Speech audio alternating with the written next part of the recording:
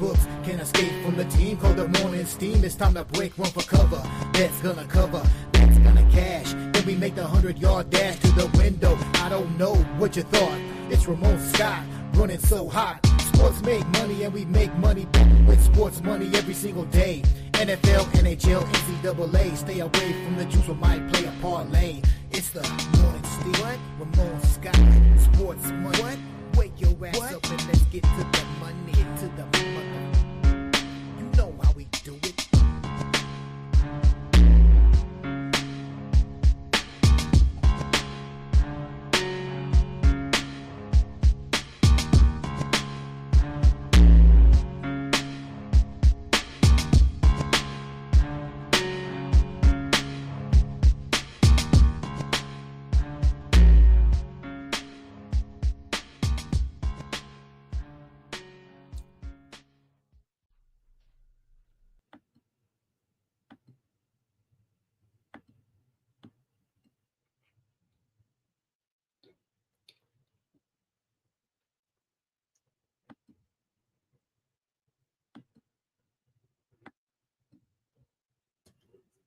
All right, and a pleasant good morning to everyone here. Welcome to the sports betting capital of the world, Las Vegas. This is Ramon Scott, and welcome to the Morning Steam Show for Thursday, January 9th. We're ready for our big football weekend. Let's start it off here on Thursday with NCAA FBS semifinal game tonight.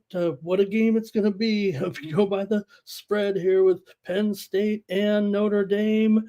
At the Orange Bowl, classic venue nowadays anyway. Wasn't like the old Orange Bowl, but we'll have a great night here with the action here tonight. We will have companion coverage of the big game tonight here on the Sports Money Network with the crew, so make sure you join us tonight here for the game. We're going to preview the game, talk about the game, get your pick on the game, 7:30 Eastern, 4:30 Pacific, for that semifinal game, Notre Dame and Penn State. Notre Dame, just a 1-point favorite right now. Everybody's talking defense tonight. You guys going to do it too here with the two strong defenses that want to hold on to the ball, control the ball. They don't have the most explosive passing games in the world. So let's see what you guys do tonight when we talk about the game between Penn State and Notre Dame tonight in Miami, and we'll be here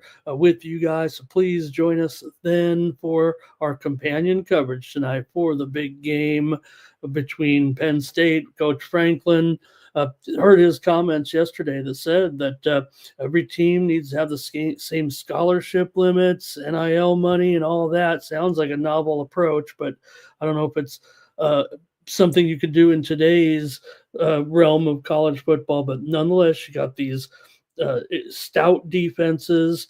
Notre Dame held, of course, Georgia to those 60 some odd yards rushing last week.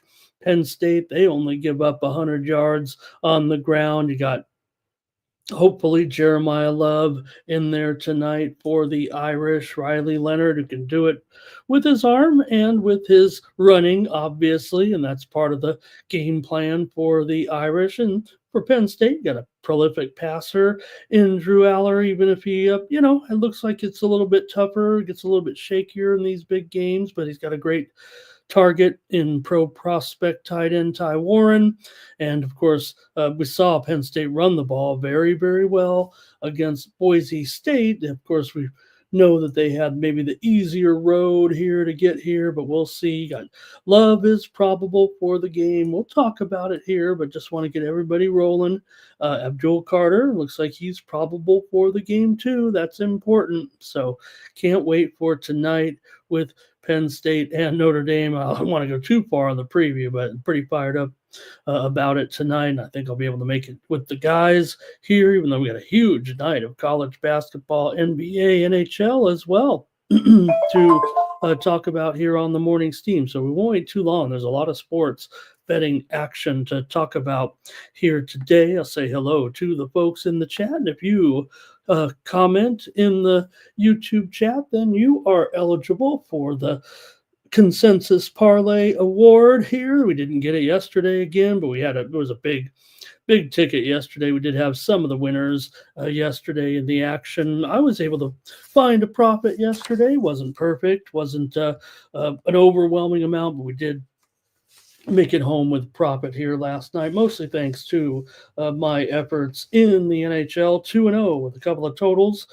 to the under there yesterday. We saw the, of course, cancellation of the game between the Flames. The Flames, aptly named. I didn't even consider that when we were talking about the game yesterday. That one could be canceled, and I think we are, hopefully, deep breath, going to get this game played on Monday night between the Vikings and the Rams.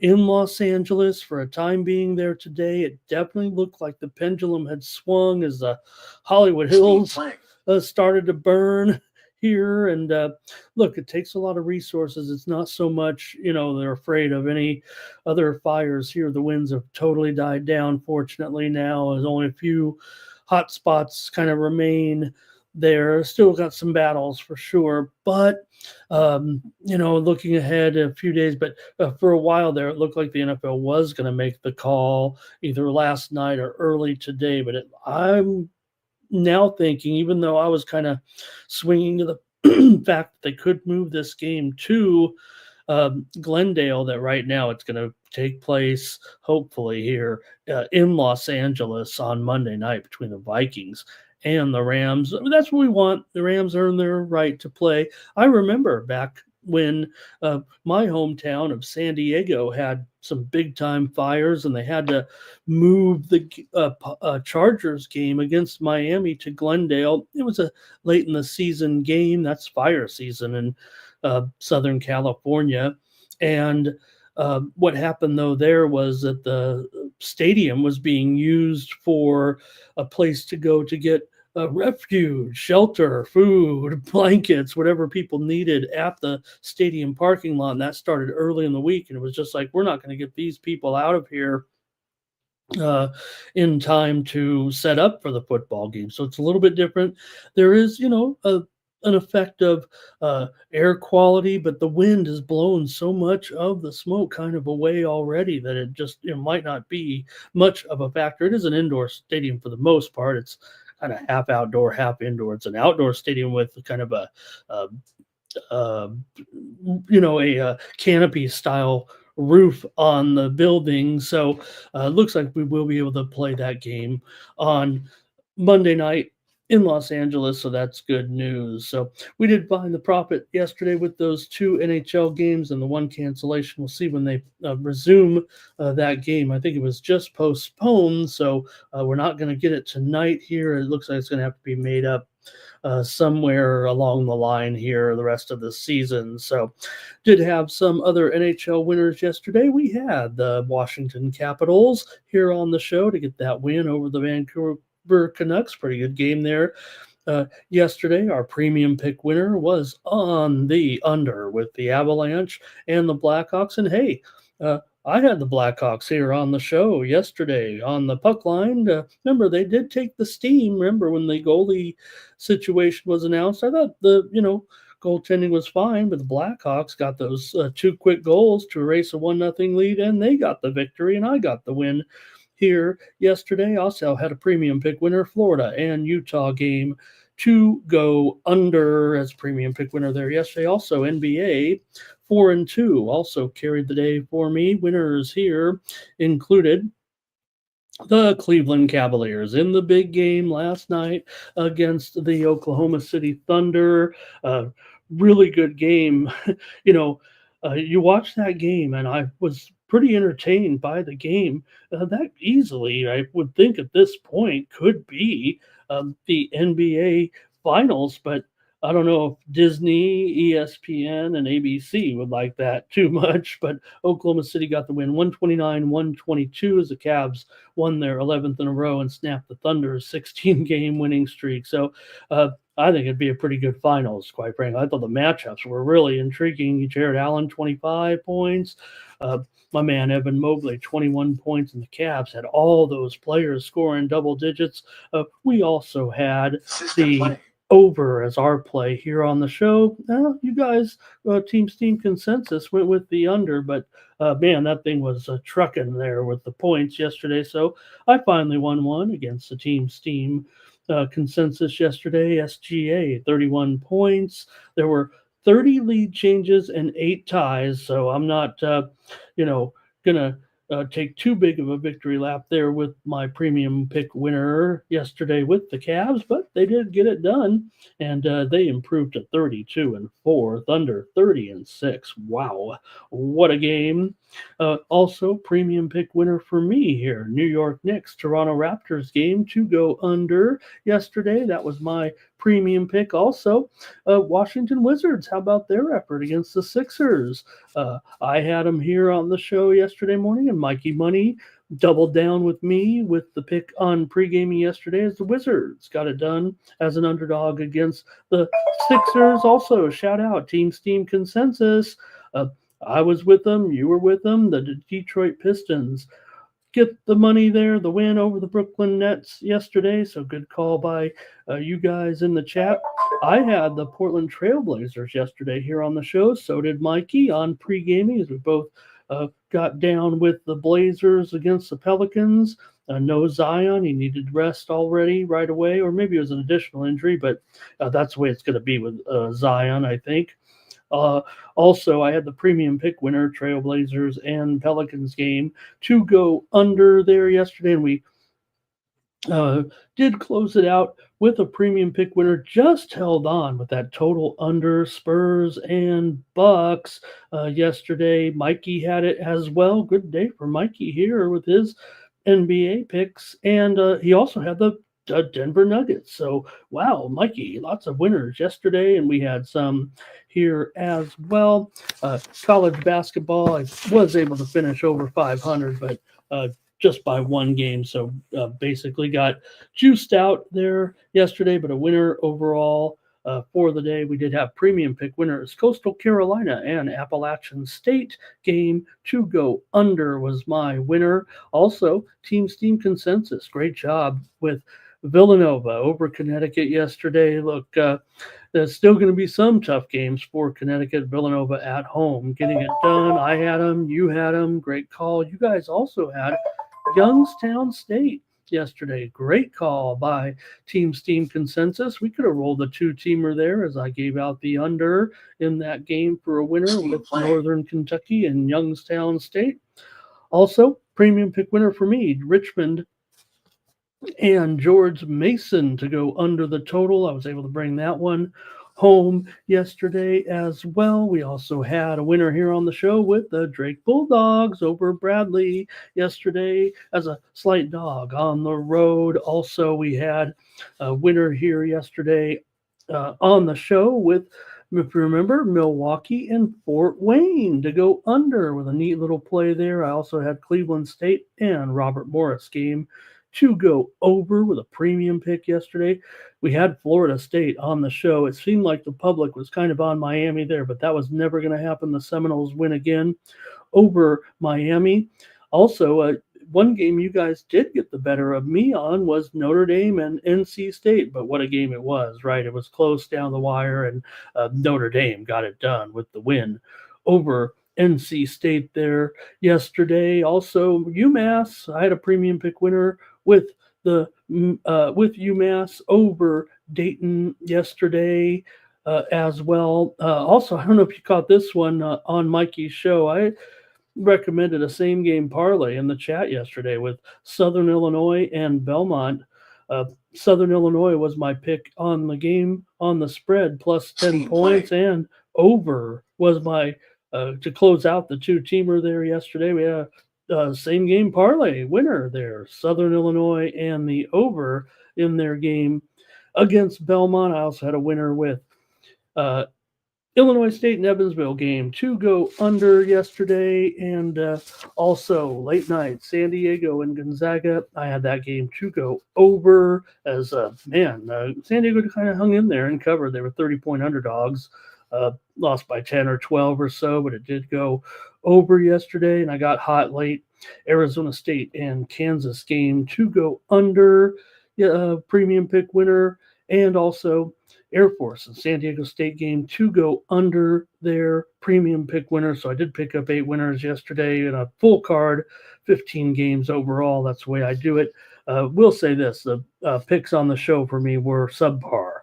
For sure. So I'll expect you guys to help me turn that around, but I expect another winning day with our action here as we get ready for college football tonight. Let me go to the chat, say hello to my friends here, see who's representing in the chat all-stars today, and it should be a fun day. We got a little bit of early college basketball action. One game's been moved to mid-afternoon game here. I'll let you know about that in a moment, but also, I want to let you know that my picks are in for the Sony Open, and they get underway here in about a little less than 3 hours out at Kapalua. So check it out there. Or no, Kapalua, we were last week, right?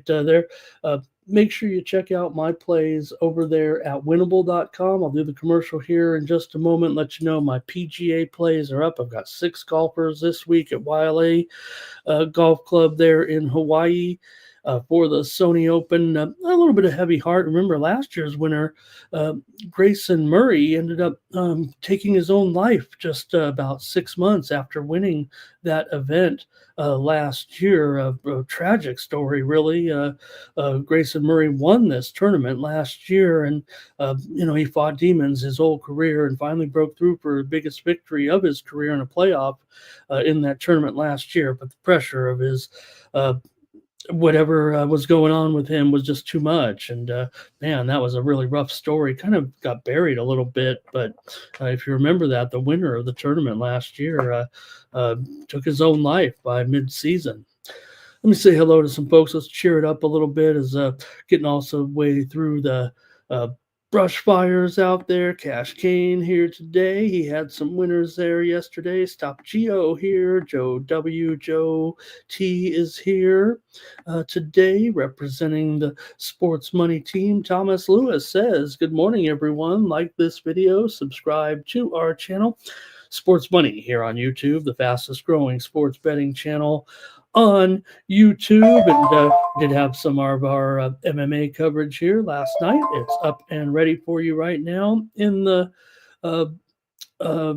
videos section here on YouTube with First Strike. The guys gave their 4 best bets, and I gave my picks, or had my analysts on VB MMA picks on Tuesday. So you have some great MMA coverage here already on the channel if you want to check it out. We have our season opener this Saturday here at the Apex as we get ready for UFC, Rivas, and Dern 2 as they battle again. The ladies, the strawweights here this weekend, so you can check out those videos here today as well. Ron Young is here. Tex Styles is here. Hi, Tex.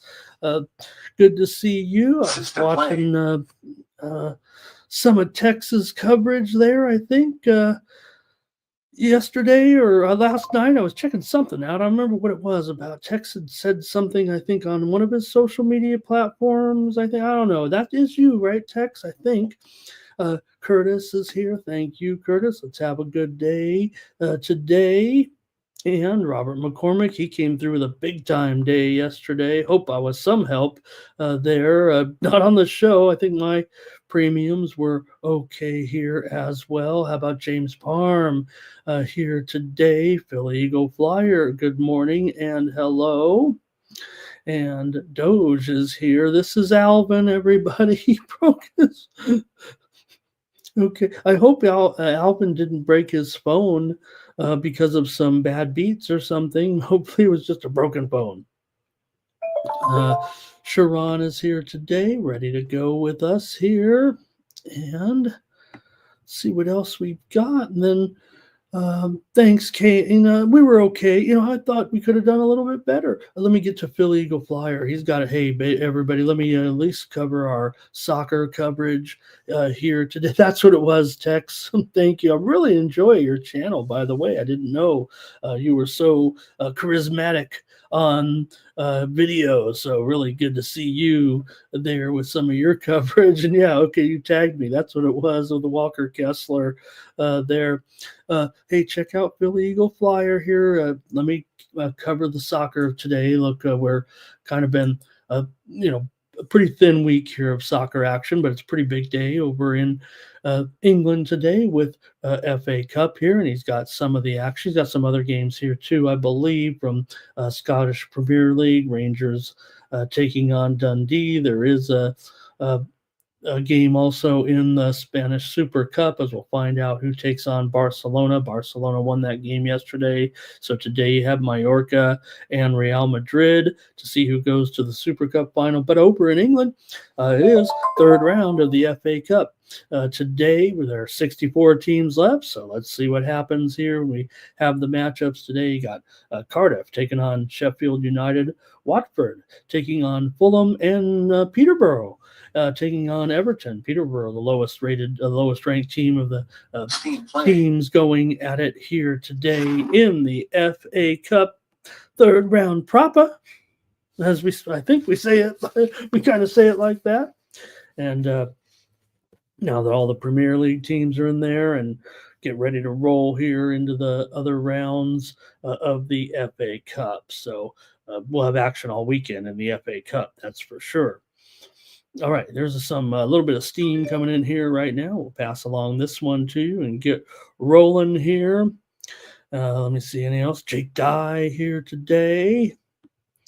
And Thomas says, okay, we don't need to get Thomas the wrench. Thomas, I just feel like, I wanted you to be, noticeable in the chat. You are noticeable, of course, there with your great helping us out. But Flynn A. Jones, like to see you there in the chat as well. Okay, we're going to give it to you. We'll give it to you. I'll get it to you, Thomas. I kind of want you to stand, even if you didn't know what to do with it. I want everybody to know that you're kind of helping me run the show. So, all right, let's go over. I'll do my commercial here in just a moment. Maybe we get some subscribers. I want to thank everyone subscribing here right now. Felt pretty good. Back on track here today. Elon, not that Elon College and William and Mary taking some steam here right now to the under. I think William and Mary is kind of the team that maybe you could look to carry that. They're at home. They're a 1.5 point favorite last I saw. I feel like William and Mary might end up being kind of a public side here. I think they're up to 2.5 or so right now, but the total is where the steam play came in. Elon and William and Mary under 153.5 here, taking some steam. I kind of like that. Actually, I don't know if I'm ready to go just yet, but there's our first steam move with Elon and William and Mary game to go under 153.5, steam down here to 153 or 152.5. Just as we were signing on, a few more steam plays came in that I can pass along to you. How about UL Monroe and Southern Miss game total here to go under? These two teams have put up a couple of unders this season so far for sure. This one was 142 down to 141 here, steam to the under, Monroe and Southern Miss. Also, the Denver Pioneers, they took some steam here right now at plus 1.5 in their matchup here tonight with North Dakota. Probably going to be a pick'em here right now with North Dakota and Denver, as Denver took the steam against North Dakota. Also, Hofstra and College of Charleston, I should say, College of Charleston at Hofstra. Game total over here. This one took the steam. We've seen Charleston. They're able to put up some points kind of in this role in the past, in conference, on the road. So total here, though, getting steam to the over 137.5. Looks like 138.5 here right now between College of Charleston and Hofstra, Tennessee State, and Lindenwood. Here's a move to the over. This one keeps us going here right now on the morning steam show. It was 147.5 up to 148. Tennessee State sometimes in this roll goes under, but maybe it's nondescript enough here. The steam coming into the over.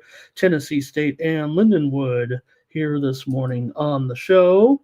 Also, Tennessee Martin and Western Illinois. Western Illinois has had some overs here in the past at home in conference play of late this year and last year. So here's some steam to the over. Tennessee Martin and Western Illinois, it was 134.5. Looks like we're going to be up to 135.5 or so with Tennessee Martin and Western Illinois. All right. Let me do my thing here and let you know how you can get I'll take a little bow there yesterday with the picks there from me. And so let me take it over to the commercial here. And if you aren't a member of mine, you can join me here at winnable.com and get my best plays for tonight.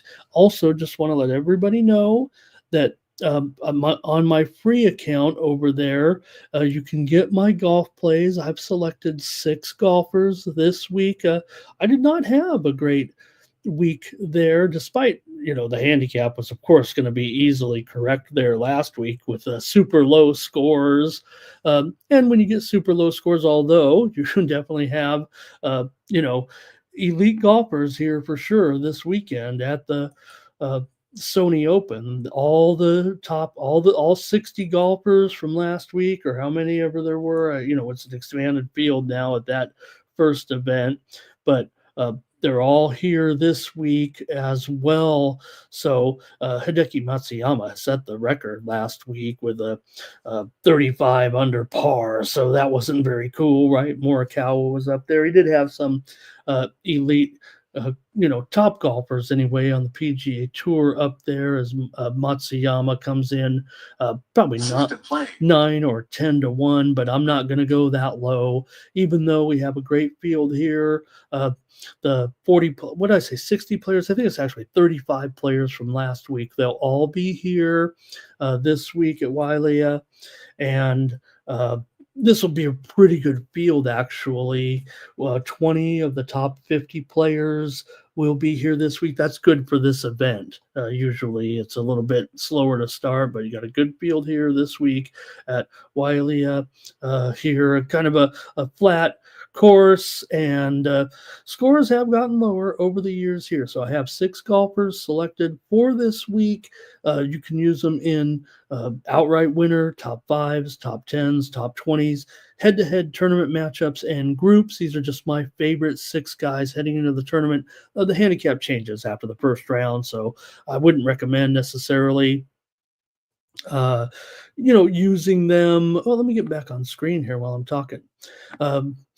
I wouldn't recommend necessarily, just doubling down on them after the first round. That's on you. If I see anything, I've added players before here in the middle of the event to move up the ranks or challenge here, but I'll start with 6 here this week, ranging from probably now 15 or 60 to 1 up to as high as 80 to 1 this week, but I'm not going to go any higher than that here. So check it out. That action starts here in about less than 2.5 hours from right now, and you can get my top plays by going over to winnable.com/Ramon, and you'll get my top plays over there for the golf tournament here starting in just a little bit. Let me know who you guys like if you're already looking here at the tournament this weekend. So let me see if I got it here. I'll kind of show what it looks like when you get over there.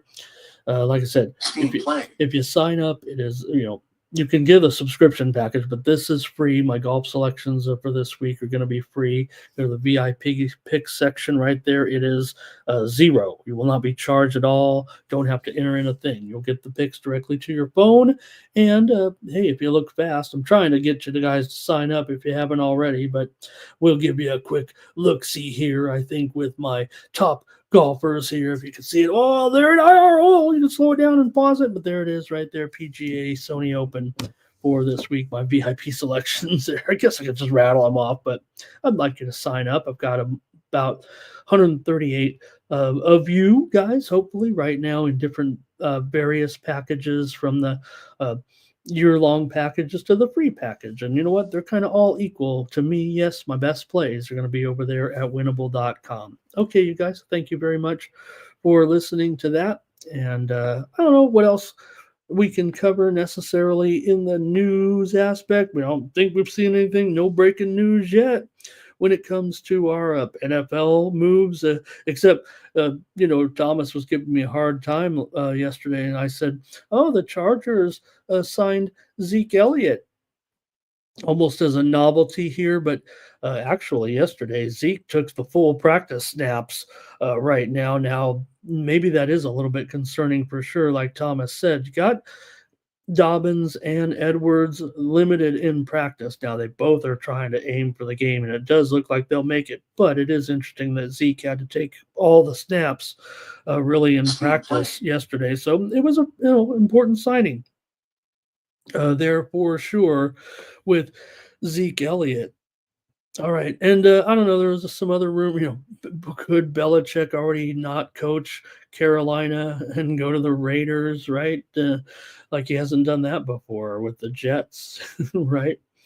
All right, let's see who else is here. Ready, Samedi here. He's going to roll with Thomas today. Why not? Art Thompson's here as well. And Gerardo, hello. He's ready to go with his college football action. Thomas likes my picks, Thomas. Right? I'm heavy on the totals, and we could have been better. We missed two by like a point or two yesterday, but hey, that's sports betting. Gerardo says he's got that Scottish Premier League game up there with the Dundee and Rangers, BTTS in that one. And I think Thomas is going to like the Texans this weekend against my Chargers. Uh-oh. All right, let's get started with the action here. Let's get you guys ready to go and type them in. I don't know how you want to go about it and break it down, but here we go with our first ever NCAA National Championship semifinal game between the Notre Dame Fighting Irish and the Penn State Nittany Lions from the Orange Bowl in Miami. Who'd have thunk it, right?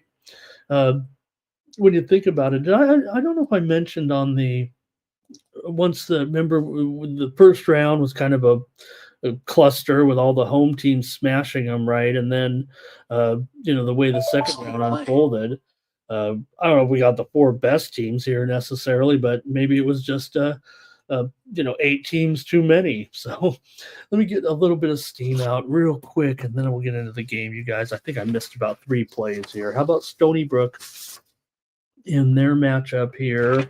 Stony Brook taking on Drexel. They're at home here. Drexel's been a cover for sure, and Stony Brook's been kind of mediocre in a way. But here's the steam coming in on Stony Brook. It was 6.5 down to 6, maybe down to 5.5, with Stony Brook taking the steam here against Drexel. Also, just moments ago, it was Cal Poly taking the steam against my UCSD Toreros. I'm surprised by this, actually, and I've also seen handicappers today, of all games, taking Cal Poly here against UCSD. Maybe they haven't been watching this UCSD team. I might go premium here. I'm kind of expecting UC San Diego blowout of Cal Poly here. UC San Diego is really good, but Cal Poly, they are much improved. Well, maybe they're better than they have been the last few seasons. It feels like right now they've kind of upped the tempo finally with Cal Poly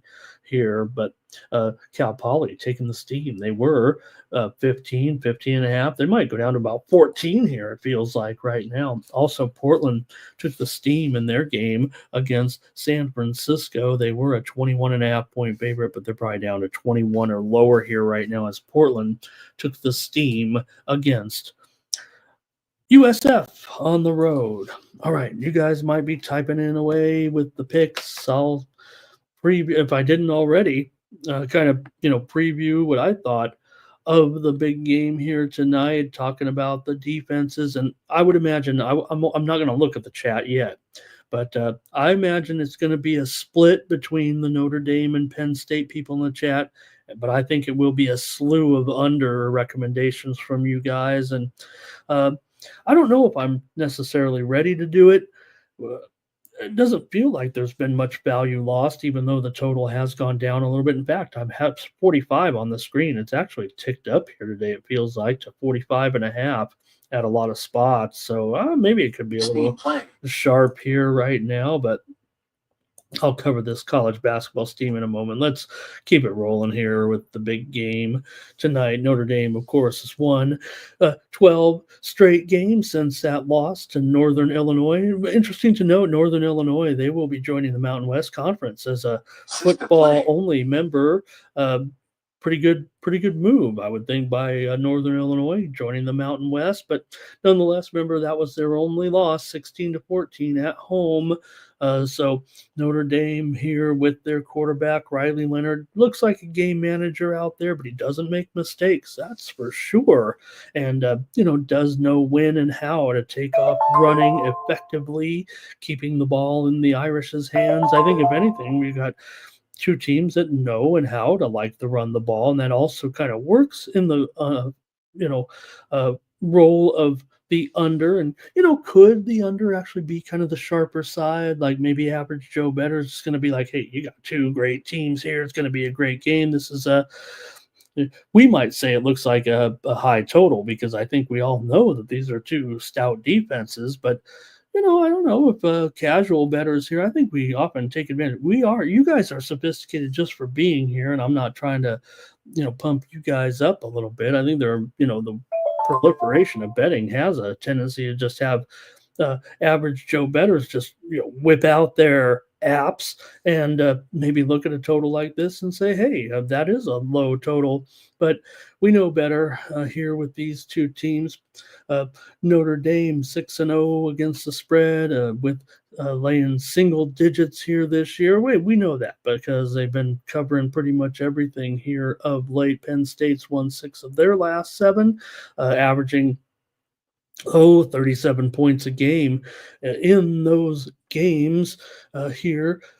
Penn State, though, 0-4 against the spread as an underdog in the last 2 seasons, 0-2 this season as an underdog. And, I know that maybe someone, and like I said, I haven't looked at the chat yet, the obvious gambling storyline, or, maybe in general, right, is Franklin's inability to win games against top 5 competition. It's been a complete failure, actually, in all these years with Franklin trying to get it done in these type of games. Penn State's losses were at home to Ohio State, and of course, they lost by 8 points to Oregon. So, those can be excused for the most part, or at least reasonable losses here between these two elite teams here in the Final Four. Franklin, 10-17 against the spread as an underdog in his career with Penn State. So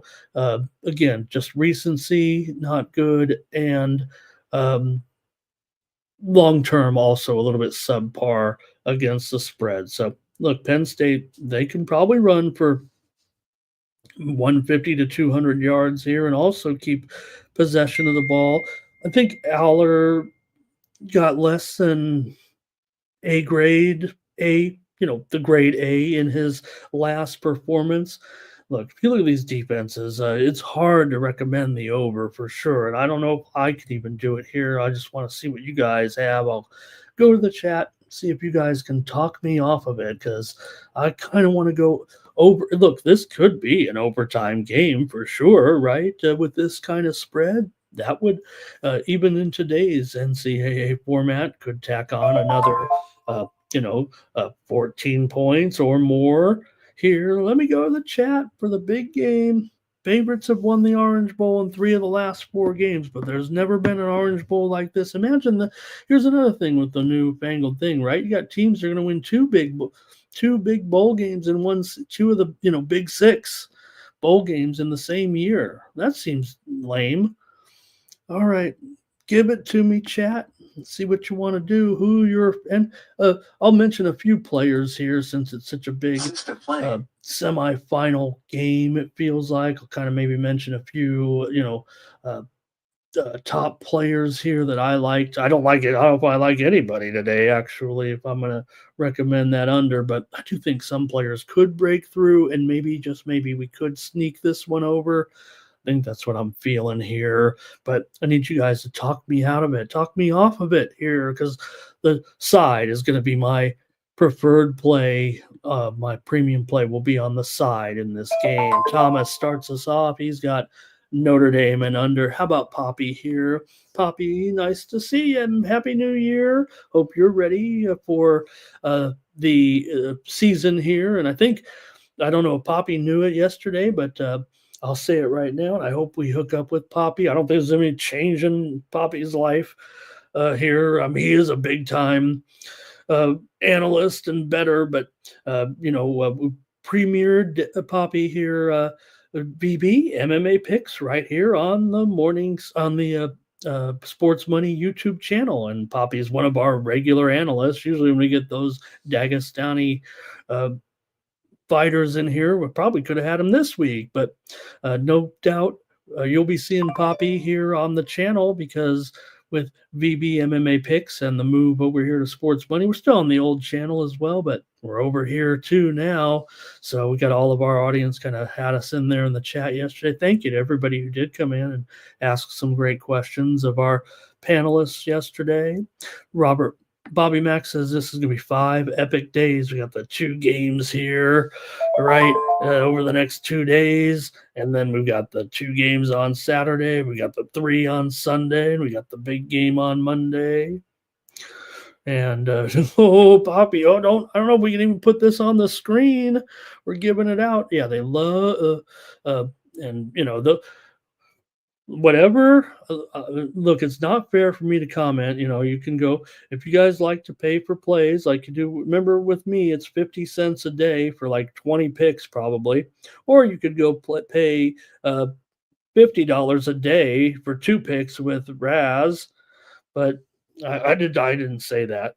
But why would they fade Cal Poly? Maybe because my man Kobe Sanders isn't on the team anymore and he's over at Nevada now. Art Thompson's on Penn State. Fernando's on Notre Dame. Here's Notre Dame and under. So we got a bunch of unders. I think exactly what I was predicting there is going to happen here. It feels like Robert's on Penn State. And here comes C. James. He needs a bounce back here. Felt like a good day for everyone here, but C. James, let's go. Sorry about that, brother. I don't know what happened. I thought we definitely.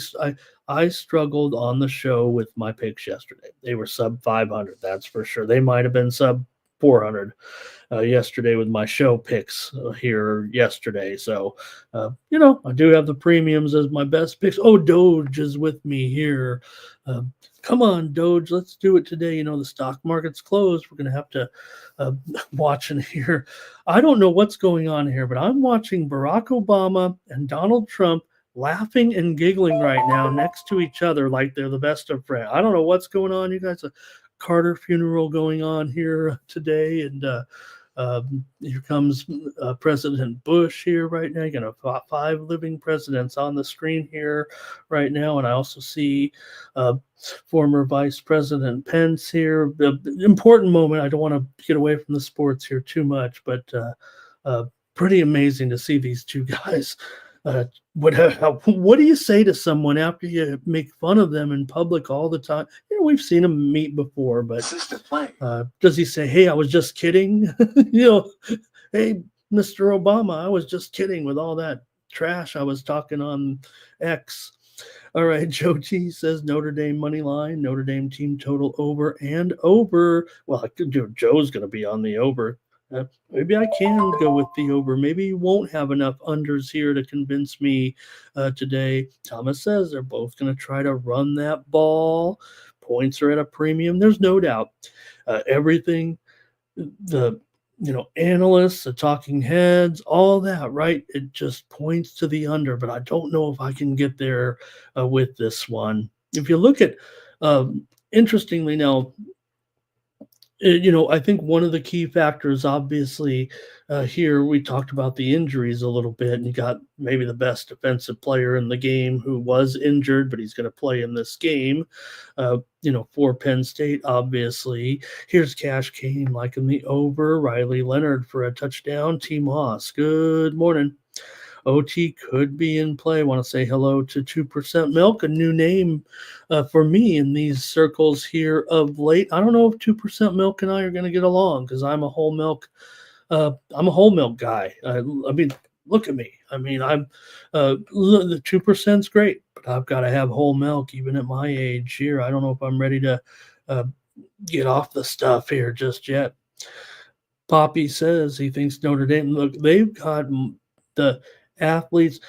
We aren't necessarily privy, right, to all the NIL money necessarily. It looks like Notre Dame. I don't know. They probably had a few dollars, man. You look at those athletes they have. I think there's a reason why Notre Dame also kind of moved up here a little bit.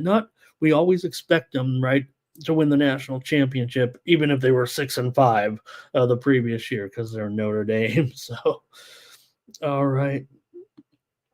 He's betting that Notre Dame walks Penn State the whole game. I don't know if Donut, hello, good morning.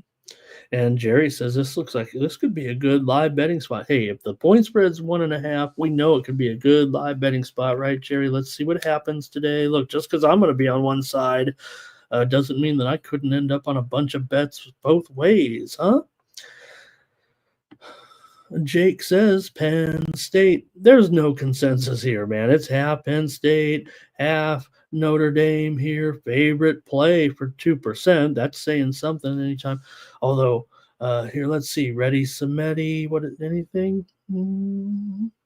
Ready Samedi was talking about the presidents there with those guys.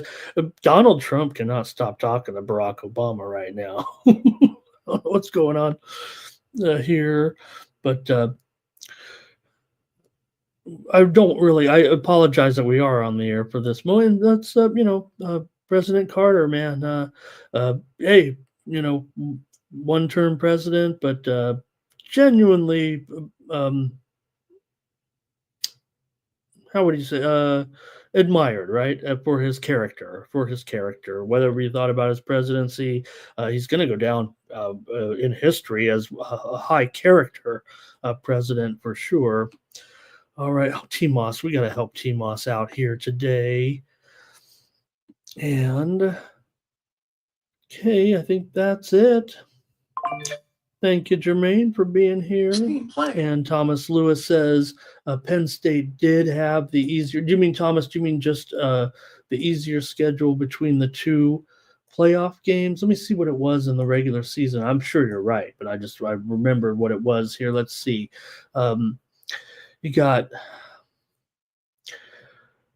Penn State played the number 33 schedule, and Notre Dame played the number 54 schedule for the season. But I think Thomas is saying, and that's in my rating, so it could be different. But I think Thomas is saying here the playoffs to get in. Thanks, Thomas.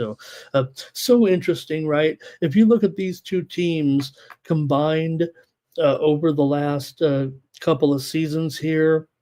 I think 3 years. 3 years. Notre Dame. Let's see.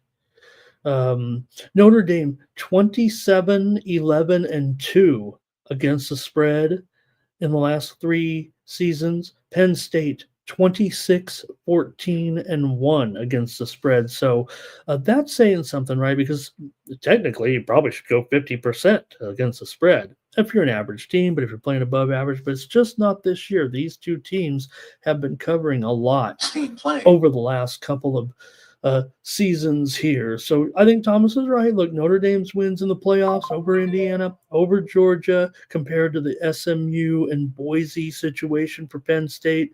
So we'll see, but both teams want to establish a run. They have top 10 defenses. So I think everyone's done commenting. I'll go with the over in this game. Circa did open this game at 50. Now they are at 45.5 here right now. Maybe they are at 45. Other books are at 45.5. Here, even Circa's at 45.5 right now. DraftKings 45.5 minus $1.15 to the under. So I'm going to take the over. I'm expecting just a championship battle. I cannot give you any stats, trends, statistics, maybe that necessarily point to this game going over, because I'm in total agreement. Interestingly, like I said, it wasn't overwhelming. It felt like in the chat with you guys that you wanted to go under in this game.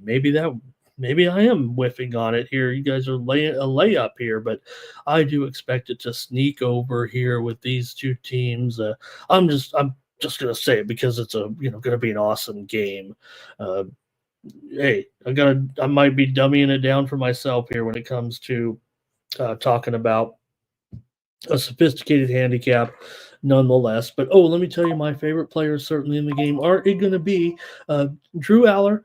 I think for Aller, I do expect, like I said, it's going to be tough one way or the other. I'm just looking at players who can possibly get over some of their numbers, and if it is going to be a game that, well, I don't want to give away necessarily my side. I want you to subscribe to get this one, but maybe you can already read through the lines. Maybe Aller will need to pass a little bit more to kind of keep the game going for Penn State, giving them their best chance to win. On Notre Dame, I do find the numbers a little bit reflecting like it'll be a low scoring game. So maybe there is some spots, but the only guy I'm really interested probably here is Mitchell Evans, the tight end. They don't, utilize the tight end too heavily here, but if you can get some props on Mitchell Evans, I'm going to look for Evans here. Remember the game he had 5 receptions against USC and 4 receptions against Virginia, and I'm going to take him to get in the end zone here. Mitchell Evans of Notre Dame. He's my favorite player. So Drew Aller is my favorite for the props today. Passing props, obviously, whether it be completions or yards. I'm just going to lean to him. That's kind of the way I cover the props here. I don't go too in depth on it here on the show. But just now, also Mitchell Evans will be my guy here today. All right.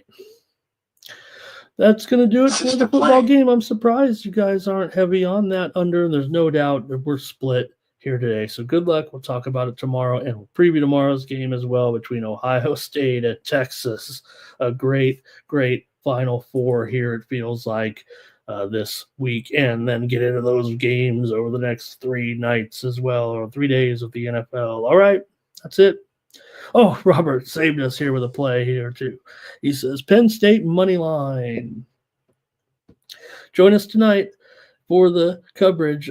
Probably come on before the game starts, of course, at 7:30 Eastern, 4:30 Pacific, and I think we'll probably go on 15 or 30 minutes before that with Mikey Money and the crew here on the Sports Money Network companion coverage of the game between Notre Dame and Penn State.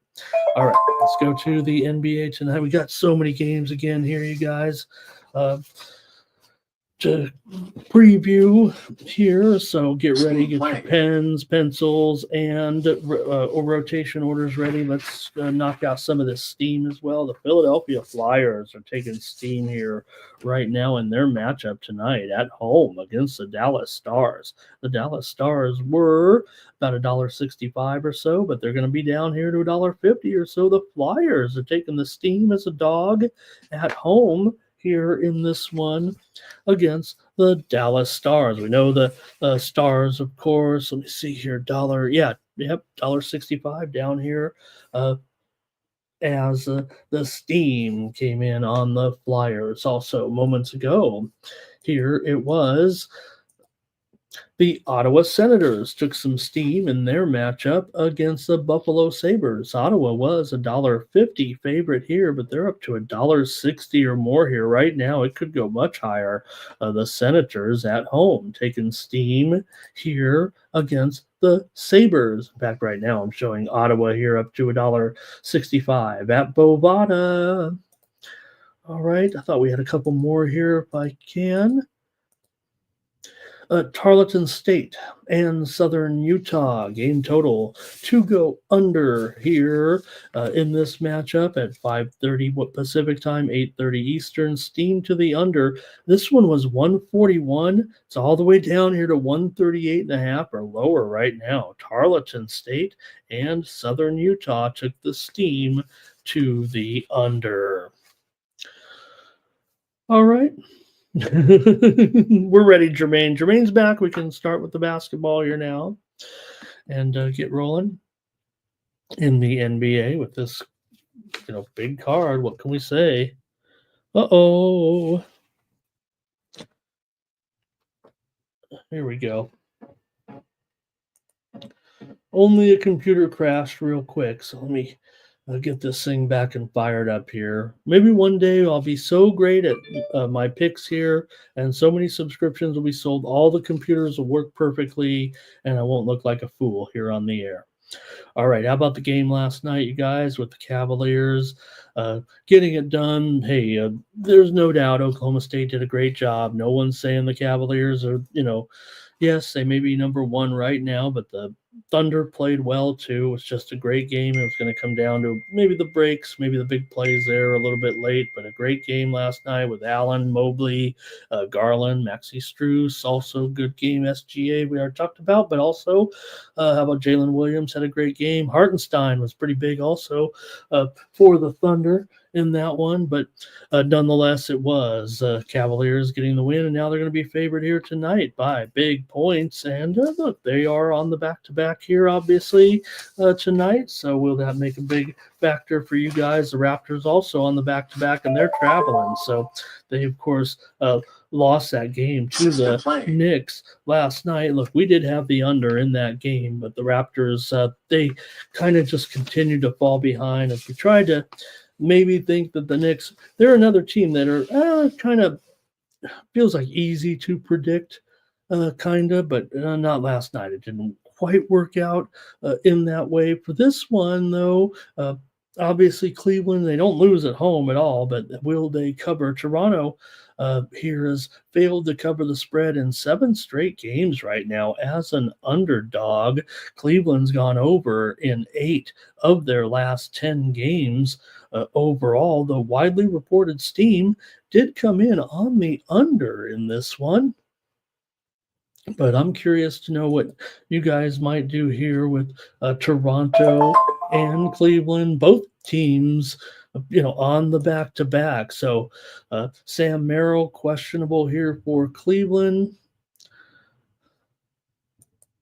And I'm going to go to the chat, see what you guys have here with a little bit of a come down here, a little bit from the Cavs here. Kane says, give me the Raptors and the under. Robert says it'll be a huge letdown spot here for the Cavs after that big game, right? I think, and funny, don't it, right? It looked like Spider was kind of the most excited of the team there when the game ended for everyone, especially for my man Evan Mobley there yesterday. So 4 of the last 5 meetings between these two teams have gone under when they've met here in Cleveland. Thomas is going to take Cleveland. And let's see here. Hello and good morning to Sub today. As mentioned, Sub and the guys with First Strike up right now here on the in the videos tab on YouTube, so you can check out the best bets from the guys here from last night. It's all up and ready to check out. I know who they're on here. I'm not going to give it away, but I wrote it down. I wrote down the plays from First Strike. I think they were different from all of the plays also on the VB MMA Pick Show. I think if we go through the 2 shows, you're going to get 7 plays there, I think, from the guys, kind of. There are 7 fights previewed anyway. Donut Silk says maybe by 12 here in this one. And Robert says, give me the Raptors here. Like I said, Raptors played an elite team last night, got blown out of that one. So Ty Jerome, how about it? No doubt. All right. And Jermaine says, look, there's no doubt Toronto is not getting much done against the number right now. What was I thinking yesterday? Like I said, I was complaining about some of my own picks here yesterday. And Irish King found it pretty easy yesterday. Philly Eagle Flyer took Penn State in the football game. Thank you, Philly. And Fernando here, Raptors, team total under here possibly today. Thomas says that Spider's just in a bit of a slump. Super True's here today. Tech says, give me quickly to go over, I think that is. Okay, and all right, I guess that's it from you guys in this one. I'm going to take the Cavs to roll here over the Raptors today. I don't know. I do. I mean, obviously, I can agree with you guys trying to kind of determine the handicapping angle of it, right? A big letdown spot. Here, I'm just logging on to a computer. Don't mind my awkward angle here. System playing. Okay. Easy to. I don't want to say I'm saying you guys are wrong or it's not the case, but I don't know. Sometimes it feels like the Cavs, they don't know any better in some of these roles. Like they're not supposed to blow anybody out here in this spot because they're coming off of that awesome game. So I'm just going to lay it with the Cavs here in this one at 15. I think it might be going up here at this point. 15.5 for sure. The total's definitely about 235. Give me the Raptors here tonight. Maybe I'm just a little dumbstruck there yesterday with some of the results, and I'm going to take a favorite here with the Cavaliers. All right.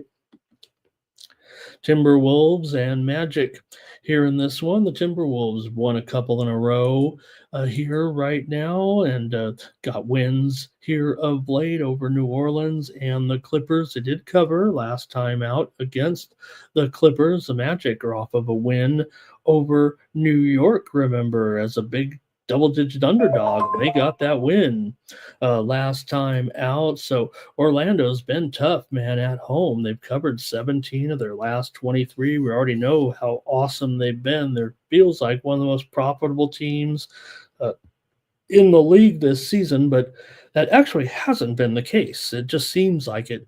They're 12-6 against the spread at home, so I think that's more impressive here. The Timberwolves, they are 11-19 against the spread as a favorite, so that has not been a good roll for them. Orlando has gone under in 7 of their last 8 games overall, and also Minnesota has gone under in 8 of their last 12 games on the road. So let's see what you guys maybe want to do with this one. It does feel like we got 2 teams that are kind of going under, especially Orlando here of late. But come on, 203. You guys, I mean, this is the lowest total of the season right here. And that's even, look at what we're down to here. Oh my gosh. You guys are probably typing it in here right now. Wow. Minnesota up to a 5.5 point favorite. The total here is 200. Didn't they read the injury reports here for today's game? Let's talk about it right now. There's news here. Paulo Banchero has been upgraded to questionable for tonight's game, but that looks like a huge sign to me. And maybe the move on Minnesota, because we knew that Paulo was approaching his return, and it looked like maybe tonight is the night. Now, Franz Wagner, he's been out obviously for a while, but Jalen Suggs is out for this game tonight. So is Gary Harris. So it is a little bit troublesome here for Orlando, but Paulo Banchero looks like he is possibly ready to return to this lineup here tonight.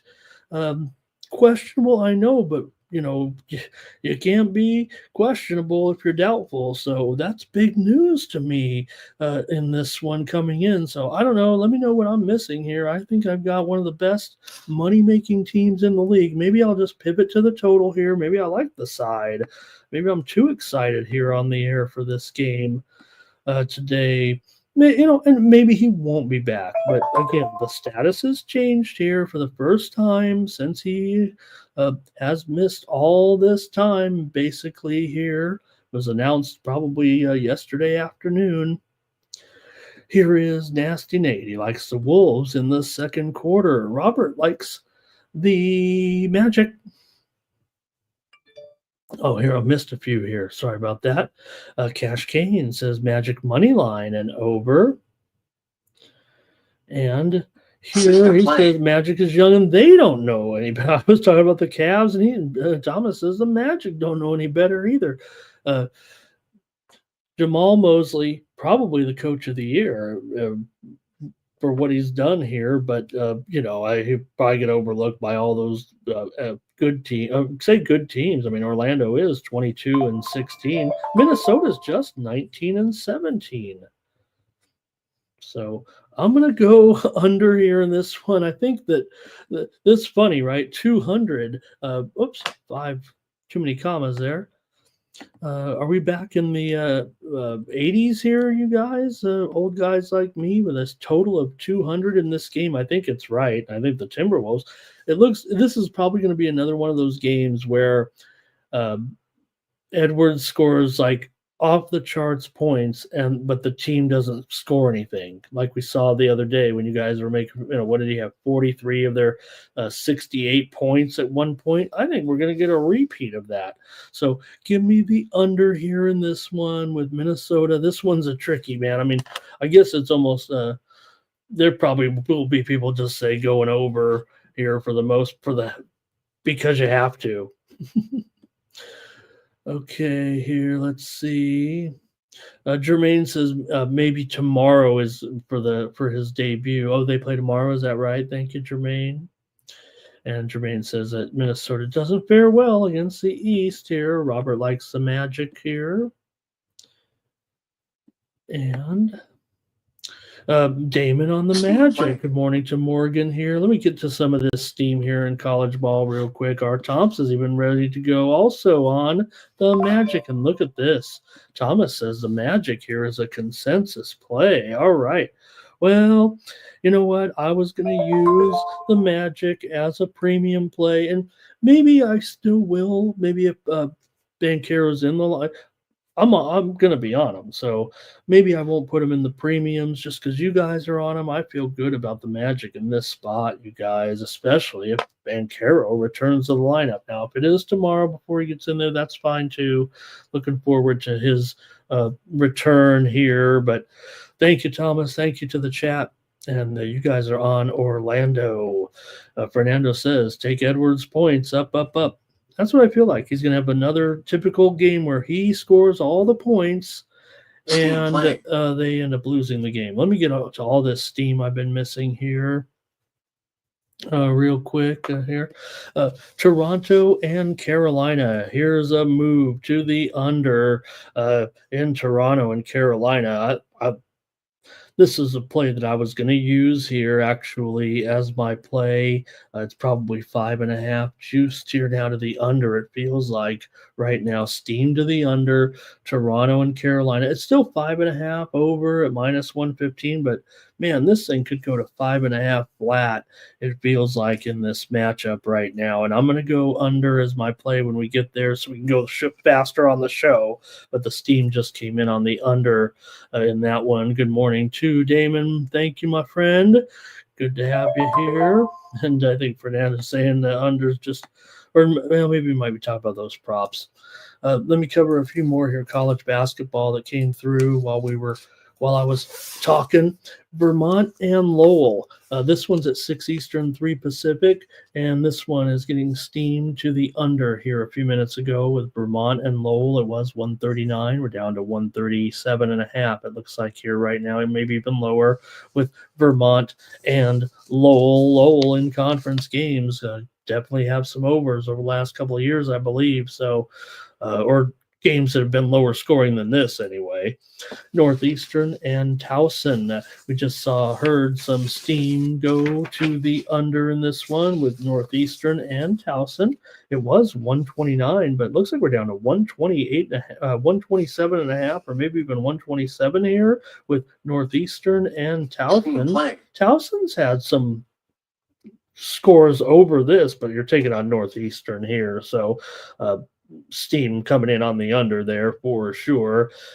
Albany getting steamed here right now. Albany was a 9-point favorite. They're going to be up to 10.5. It looks like here right now. Albany definitely taking a plenty of steam here right now. I'm showing Albany in this one up to 11.5 right now. Albany is on steam here for sure in their game against New Hampshire. They've done pretty okay here for sure this season, coming in at 8-8, but you are going up against 2-14 New Hampshire. So Albany took the steam here a few minutes ago. Also mentioned that game between let me get it straight here. We'll get back to the action in the NBA in just a moment. No, we'll get back to it right now. That's it. Okay, here we go. Next up. Oh, there we go. A few more here. Thank you, Damon. Appreciate that. We're going to keep it moving here with some of these games right now with the Warriors and the Pistons here in this one. You got the Pistons favored in this one by 3, maybe 2.5 right now, and the total is 220 here. The Warriors were the ones that took the steam here this morning a little bit in their role against the Pistons here. The Warriors, an underdog here right now in this one with the Pistons. So, look, the Warriors seems like they have a little bit of trouble scoring on the road for the most part right now. Golden State's gone under in 5 straight games here on the road. Meanwhile, they have won 19 of the last 25 meetings between the two teams. But man, this is new Detroit. This is the Cade Cunningham Detroit at this point. Man, the man's playing almost at an MVP caliber pace. It feels like at this point, Detroit's on a winning streak right now. They've won 5 in a row. AOD, you in here right now with this great winning streak for the Pistons here coming in. They've covered against Brooklyn. They covered against Minnesota. They covered against Orlando. Interestingly, they did not cover when playing subpar teams like Portland and Charlotte, although they did win those games.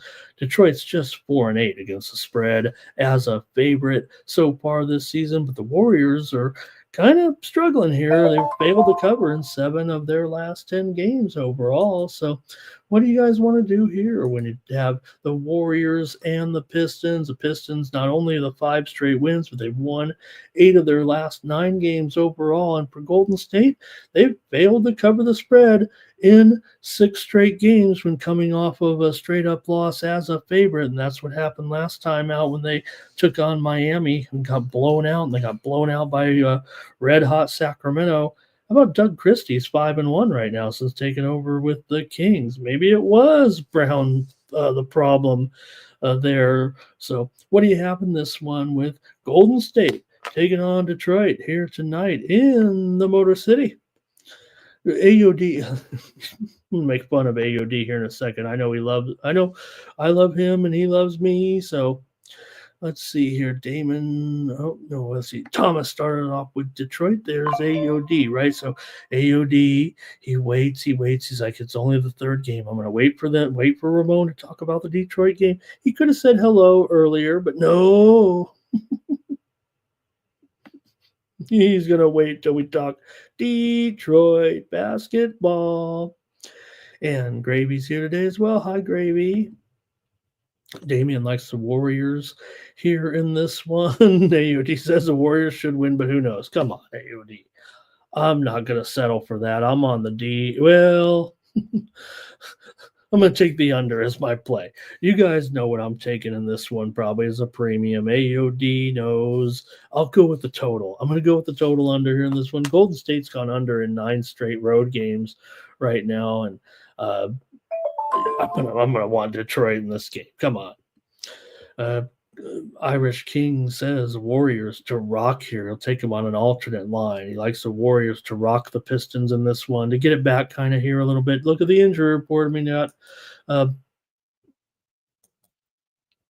In this one, Curry is questionable, Green is questionable, Schroeder is questionable, Pajemski is out, Kuminga is out indefinitely.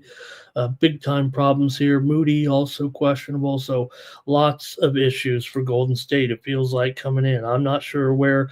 I think Curry's going to make the game, but he's got it. His knee's a little sore here right now. Maybe all these guys will make the game here, but they're on the injured list.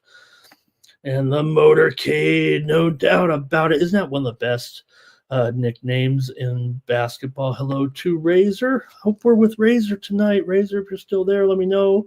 And appreciate you, my friend.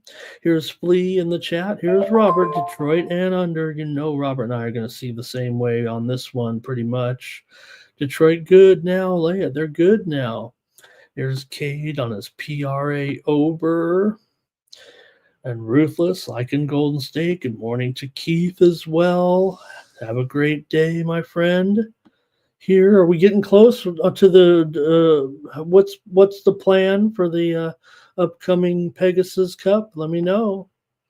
And Ruthless says, got Tobias here going under in his PRA.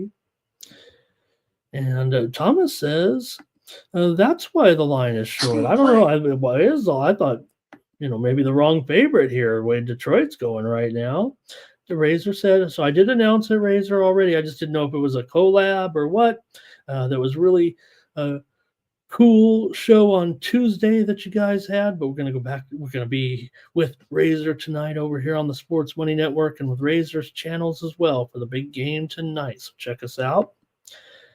And Robert says a Pistons favored. Let me get Detroit. No, yeah, right. Maybe that's what I'm saying, right? Detroit favored. Yeah. Okay. All right, Keith. Let me know what I have to do. If I'm in, I don't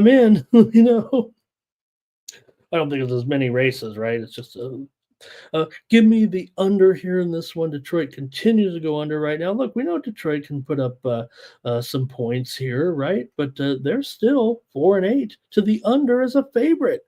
And Detroit, Golden State 5-10 to the under as a dog. So let me take the under in this one, but I almost blew it there anyway. I don't know if it mattered. I think they're almost equal, the plays there between the side and the total for me. So let's keep it moving right now and get to the Rockets and the Grizzlies.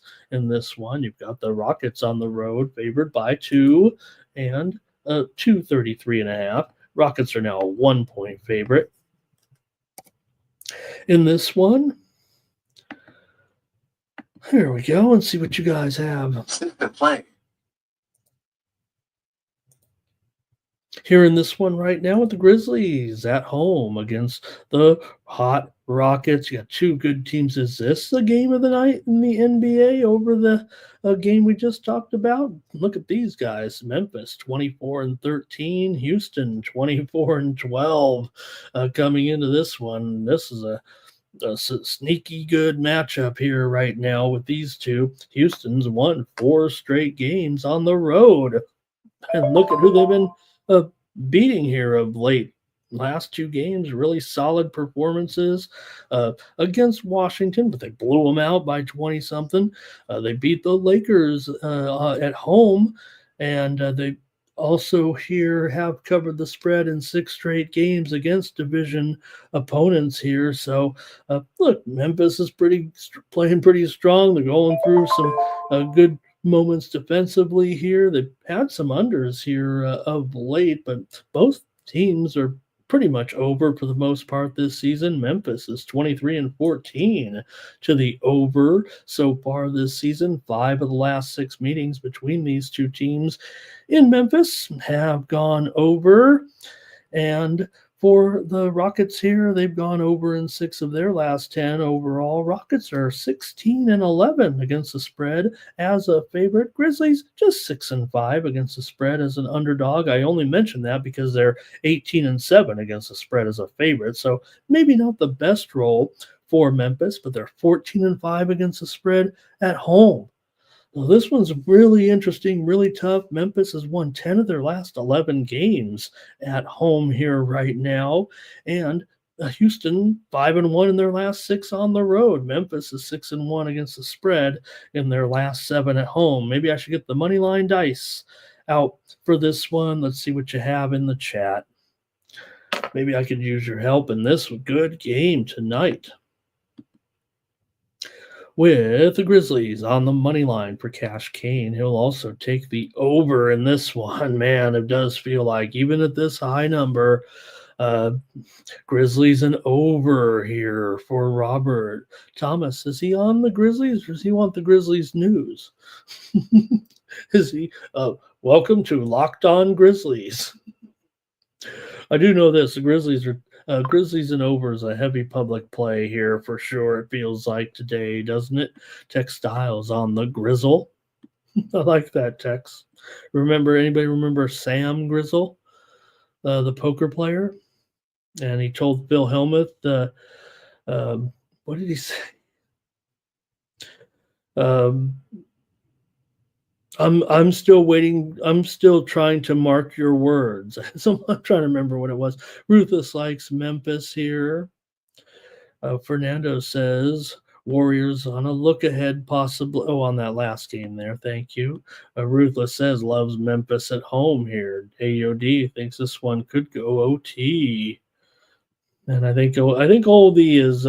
I'm not going to say that it's Razor that he's talking to, but if Razor's in here, I am going to say that Oldie is talking to Razor. I'm not calling Razor stupid, but if you've ever seen, Razor going through that, I don't want to say it's dick, but it's pretty funny when he does it. All right, how about Ruthless says, if no Ja, got to take the Pippen PRA over. How about Pippen, huh? For me, I got to think that right now Ja's going to make this lineup. I think he's listed as probable here with that shoulder injury here, but still have a few guys for Memphis. You got Jaren Jackson questionable. Aldama is questionable. Bane is questionable here tonight for the Rockets. You got Fred probable. You got Green probable. You got Eason still doubtful. Man, feel bad for this guy. All right.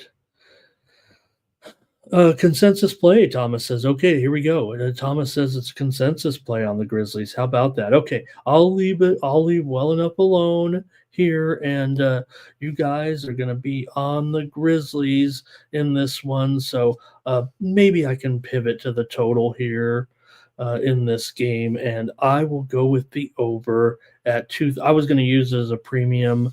I don't mind you guys taking the Grizzlies here in this one. The only caution I think I have, as far as Houston's cover record is concerned, is that they're pretty strong as a favorite. But again, a young team, so maybe it will be Memphis's game here. All right, good job, you guys. Good game tonight. But we know we're watching football. But all right, Grizzlies first period there. Thomas, maybe the first quarter there. And Cash Kane says he expects them to play. The props are up. The next game coming up. Trailblazers and the Mavericks here in this one. This one is, we know no Luka, right? But it's always Mavericks and over for like the last couple of seasons here. It feels like. Let's see what we got. Dallas has won 5 straight meetings between these two teams at home. 10 of the last 11 meetings between these two teams have gone over. Now, the Sharps are on the under in this game. I'm pretty sure of that. Right now, it's 7.5, and the total 221 here right now. There's some 220s out there, so we really haven't seen too much movement here, it feels like, at this point with this particular matchup. 4 of the last 5 meetings between the two teams have gone over here in Dallas. But like I said, 10 of 11 here between the two overall have gone over here in this one. That might be a determining factor here, a serious head-to-head matchup with a lot of overs. Of course, like I said, no Luka, though. So, does that affect that season series history for you? Right now, other injuries in this game include Kyrie out of the game here currently. They're still a big favorite here without those two guys. Final. Like I said, Daniel Gafford. I don't know if I don't think I followed up properly here with Gafford. I apologize for that, but it does feel like he's going to miss 2 or 3 weeks here at this point.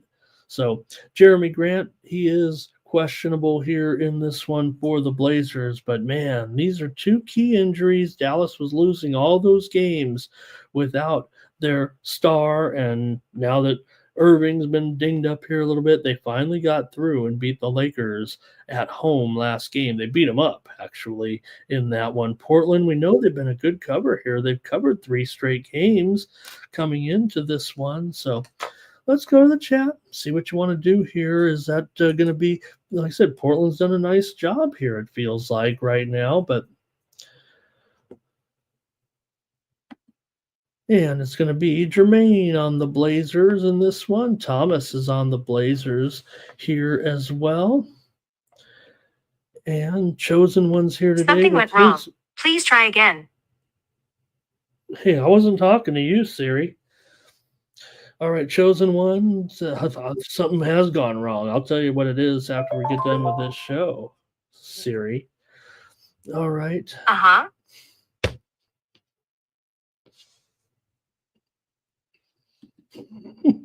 Are you guys laughing with me or at me at this point? All right.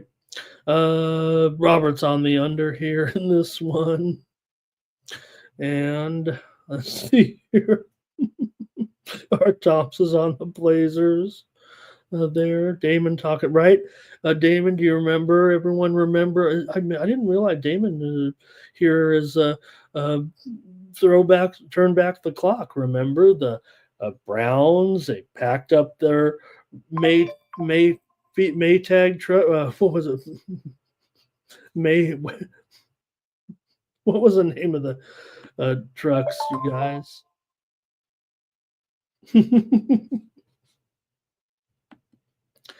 All right.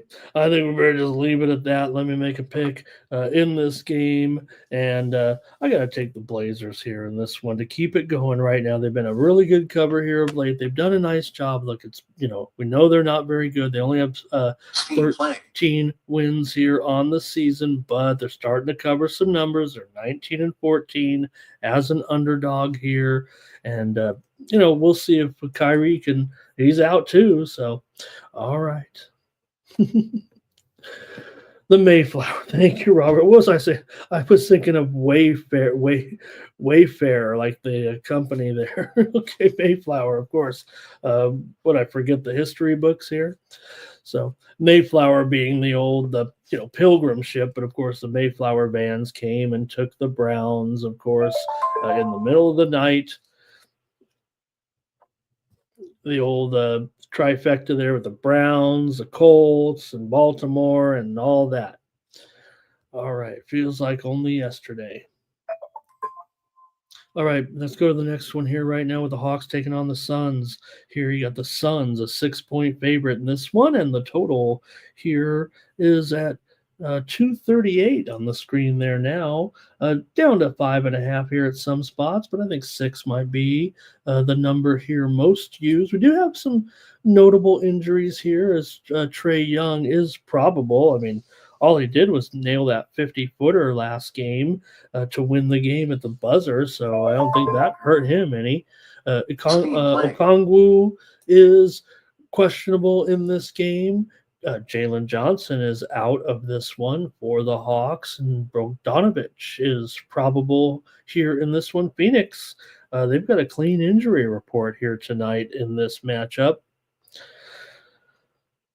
Go ahead in the chat and see what you guys are ready for here with the Hawks and the Suns. Phoenix has lost 4 straight outright as a favorite coming into this one. Atlanta's covered 4 out of the last 5 meetings against Phoenix between these two teams. Phoenix has gone under in 8 straight games right now, and that total's high. It always is with Atlanta here, right? But Phoenix, 8 straight unders coming into this one. They definitely been going under here, but the steam came in on the over, and that's why you're seeing this one here now up to 238.5 or so. Here, Atlanta 25-12 to the over so far, but Phoenix 6-12 to the under at home. Atlanta 11-10 against the spread as an underdog. I only note that because they're 4-12 against the spread as a favorite. Most of those all at home, but as a dog, they've done pretty well. Phoenix is one of the worst spread teams in the league. Continue to be. They're 12-23 against the spread, 5-13 against the spread at home this season. So, see what you guys have in this one. I'm interested in the side and total here and what you guys have in this one. For the last 5 meetings between these two teams here in Phoenix have gone over. Phoenix has gone under in 5 straight, as well as that streak that they are on with the total. So here we go. Fernando here. What is that? Is that an over here? Cash Kane says lay the points with the Suns.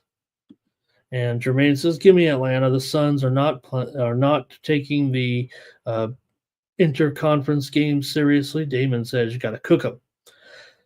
The Suns will cook them. Thomas says he's on the Suns here. Tex is on the Suns. But Robert's on the Hawks. The Bobs.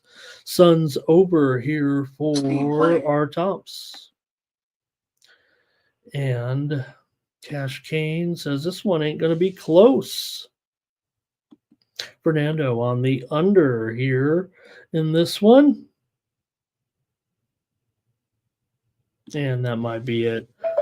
That might be it from you guys with this matchup. All right, I better make my call here in this one. And I'm going to take the Atlanta Hawks to win this one against Phoenix. Phoenix has not been a good spread team. And not only do they have to win, they have to cover. I'm not sure they will right now in this one. All right. Hey, Billy Siegfried here. He says the Hawks look like they're owned by McDonald's with their red and yellow uniforms, I guess. I think that's what he means. I don't know. Do they have yellow shoelaces? Robert Franklin on the under here in this one.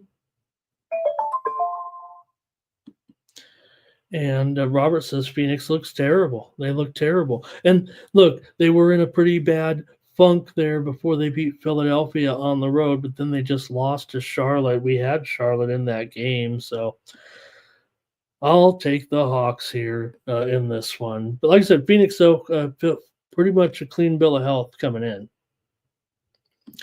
All right, we got to get these games going here right now with the Heat taking on the Jazz tonight. And the Heat, look, Butler's gone. Right now, maybe it took a game or two to kind of figure it out. But if any team you figure can figure it out or get back to what they need to do and be focused, it'd be a well-coached team like the Heat, right? Now they kind of bounced back finally after losing those games when, the Butler drama was going on. It's still going on kind of, but he's out of the lineup for sure right now. So Atlanta can focus Miami can focus here. They walloped Golden State on the road, 114-98 last time out. Now, Utah is one of the hotter spread teams in the league right now, having covered 8 of their last 10 games overall coming in. They've done a really good job. Definitely, in some high-scoring games, it feels like here of late, the widely reported steam did come in on the over in this game. Right now, the Heat favored by 5.5. Total's about 222.5 or so.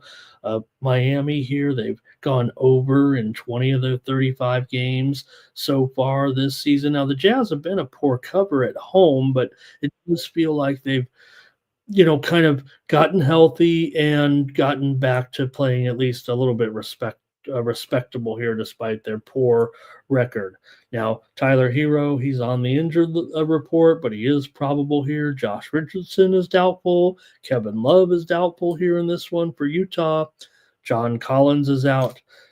Keontae George is out. And, of course, Jordan Clarkson is out with plantar fasciitis injury right now. So see what you guys want to do here in this one. You do get the Jazz against a Miami team still trying to find itself a little bit with this lineup now. So let's have it. Let's see what you have here with the Heat and the Jazz in this one.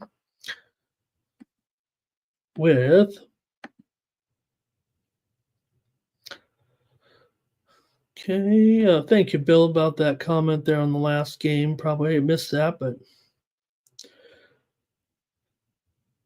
want to get it right here. Got Ruthless Tribe with some prop action. Here we go, Utah for Thomas. He'll start us off. Thank you, Thomas, for always being typing in early. Helps me find my place every time. He knows the order of the games. Robert's on the under here for sure. Damon liking the Jazz. Robert liking the Jazz. Ruthless likes Sexton's points, either over or under. I'm just kidding you, Ruthless. I know it means over here, but I always make fun of that a little bit. And Jermaine says the Heat are going to take them here today. A little bit of revenge in this one. Wait. They played, how many days ago was it? Last week, right? What was the score of that one? I got to look it up here, actually. 136-100. Yeah, okay, I got you on the revenge factor there. But that was funny, right? Because that was at Miami, but that was probably when the drama was all going down, it feels like here. All right. And Cash Kane liking the Jazz there with the points. I'm going to take the under in this one as my play tonight. Kind of like as a premium, but let me go with it here in this one. I still like this game here on the side, but I'll move to the total here in this one. The thing that has me a little bit skeptical is the fact that this series has been a pretty solid over series here. 7 of the last 8 meetings between these two have gone over, and Miami has gone over in 4 of their last 5. But this is a pretty sharp move, it feels like, and I'm on the under in this one. And the Utah Jazz are actually a consensus play, so that works for me. I was thinking Utah premium, not sure yet, but why not just go with them here? Team Steam consensus. Thank you, Thomas. I didn't realize we had so many Jazz in the chat, so I'm down with it. All right, one more here in the NBA, and then we'll go to the NHL tonight. We're doing pretty good on time here. We got a lot of college basketball, but we're going with the smaller schools today, Jermaine, so hang in there. Hornets and Lakers tonight in this one. Whoa. Well, that's not the LaMelo Ball, Leangelo Ball, Jello. But man, I keep singing that song. I sang it yesterday. I'm singing it today. I even sent out the little video there on my X account. I know everybody saw the video before I did because I'm a little old and I'm behind the times, but even I'm hip to the new song by Leangelo Ball. He might have not made it in the NBA, but he might end up making as much money as his brothers with his new hit song. There, so I like that. I like that song. Whoa. Everybody likes that song. All right, let's go with the Hornets here and the Lakers. In this one, you got the Lakers favored by 9. They've lost 2 in a row. The Hornets finally snapped their losing streak last time out. We talked about knocking off the Phoenix Suns at home by 9 points. Lakers lost at Dallas. They lost at Houston here of late, so still got to cover a spread here against the lowly Hornets, though. Lakers are 5-1 against the spread last 6 meetings here at home against Charlotte.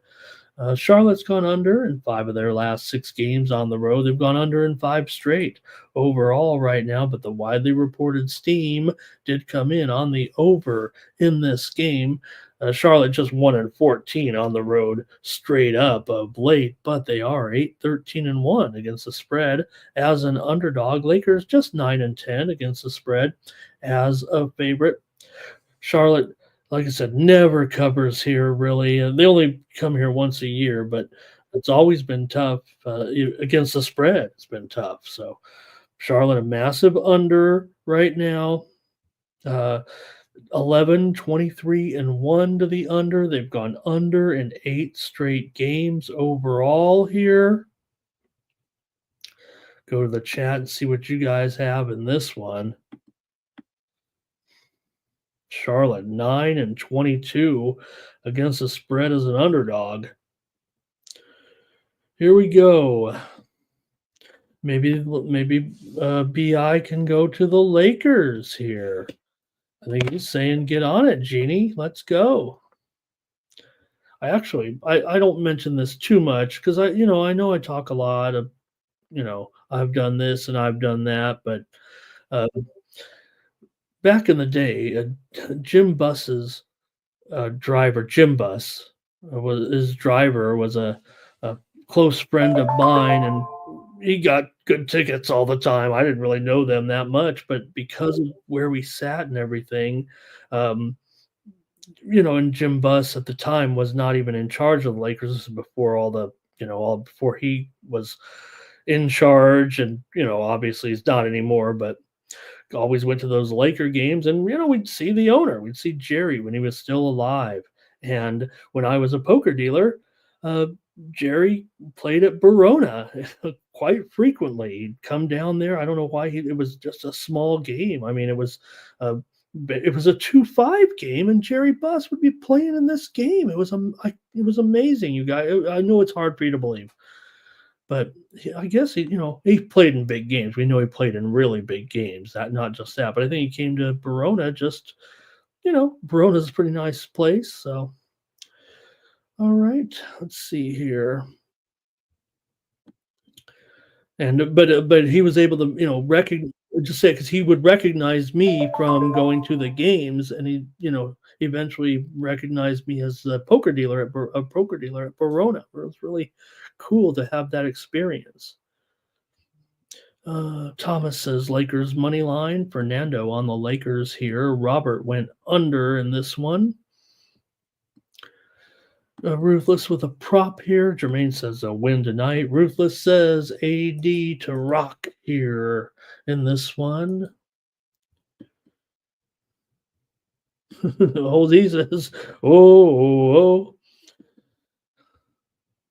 Yeah, got to be careful. There's some lyrics in there, right? You got to kind of edit it, I think. All right, got to wait on this injury report. Could LeBron be resting here tonight? I think that is the question. Now, Davis is probable. Reddish is questionable here. Charlotte's got a pretty clean bill of health here in this one, but I think the question is, could LeBron be resting here tonight? Hey, Charles Sharp. Nice to see Charles Sharp here. Great to see you, Charles. Yeah, great. Nice to see you again, man. Great to see you. And I see you got, I believe that is a rowing. I don't believe that's for you're rowing there, right? Steam playing. Looking at your avatar there. All right. Billy says it's going to be out. And look, we make fun of him, but there's no doubt that Davis has been a pretty durable player here this season. Hasn't missed many games. 1 game, 2 games, I think. All right. Textile says take Charlotte here in this one tonight. All right. Well, they've always had trouble here, but the Lakers, are they really that great of a cover here against this one? I'm going to try to take the Hornets here plus the points tonight against the Lakers. All right. Hornets, look, we know they're pretty bad here, 8-27, but the Lakers seem to play down in the competition a little bit. And that's why I'm just taking the Hornets here. But whether LeBron plays or not, I'm kind of taking the spot here. But because I really don't know this one looks close, actually, with LeBron with possible rest here tonight. And if he does skip the game, I'm only going to use it as my free play here. Let's go to the hockey tonight. We got to move on here and keep it rolling right now with the Kraken. Taking on the Blue Jackets here, and I'll fire up the goalie computer, make sure we got these right, see who took the crease this morning in the early skate. Got Kraken here on the road, a slight favorite in this one against Columbus here. Columbus is the most profitable home team in the league. I don't think that's up for debate. I don't think you could find one. Minnesota is obviously pretty profitable at home, but Minnesota's a good team, and Columbus not so much. So now here's the thing: since the Kraken have been in the league, they've done a pretty good job actually against the Blue Jackets. Let me make sure I get these numbers right. I think they've had their way in the series over the few seasons here that the Kraken have been in the league so far. All right, here we go in this one with the Blue Jackets here at home. They're gaining nearly a half a unit per game so far this season, but Seattle has won 5 meetings in a row between these two teams and covered the puck line in 5 straight meetings. Columbus has gone over in their last 5 games at home. They've also gone over in 7 of their last 8 games overall coming into this one.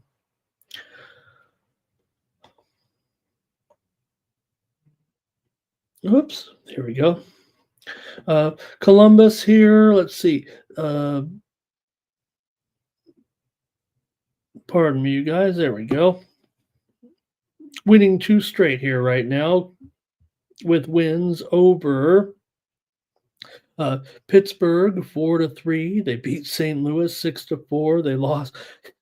Here's what it doesn't seem like every Columbus game is like 3-2 and then it's tied and then it goes to a 4-3 final every time, it feels like right now. That's what happened in that Pittsburgh game. Anyway, it's not every game, but I think that game against Carolina that they won was kind of the same way. So these two teams have met already this season. Seattle won at home 5-2 and got that puck line, but the Kraken have lost 3 in a row right now, and all 3 of those games came at home. So let's see what you guys want to do in this one with Seattle and Columbus. Columbus is 17-4 to the over at home so far this season. I think what it is the home games is what it is, and they always end up in a 4-3 win, it feels like, at home.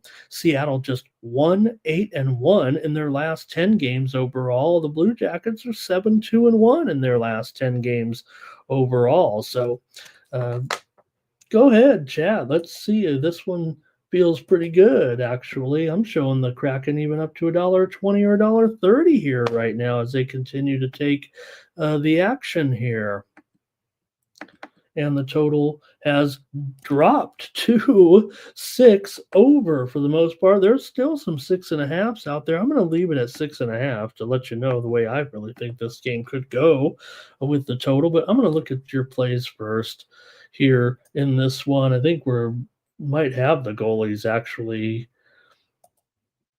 reported here. There is some injury information that just came in. So Decord is available in this game, so I do expect him to be in there. And Elvis will get the start here for Columbus today. Just confirmed here within the last 10 or 15 minutes or so. Elvis comes in with a 14-10 record, a 3.17 goals against average.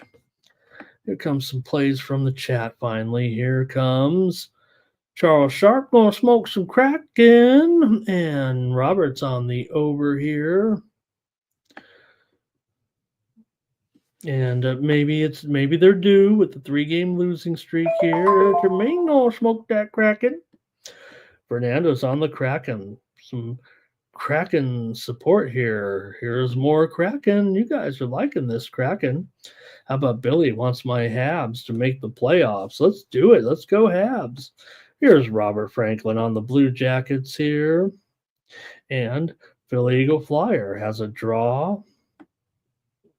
here, and he has it right there. That's 3-3, right? Philly Eagle Flyer. Let's try exact scoreline. Philly Eagle Flyer 3-3 at the end of regulation. It feels like in all these Columbus games at home.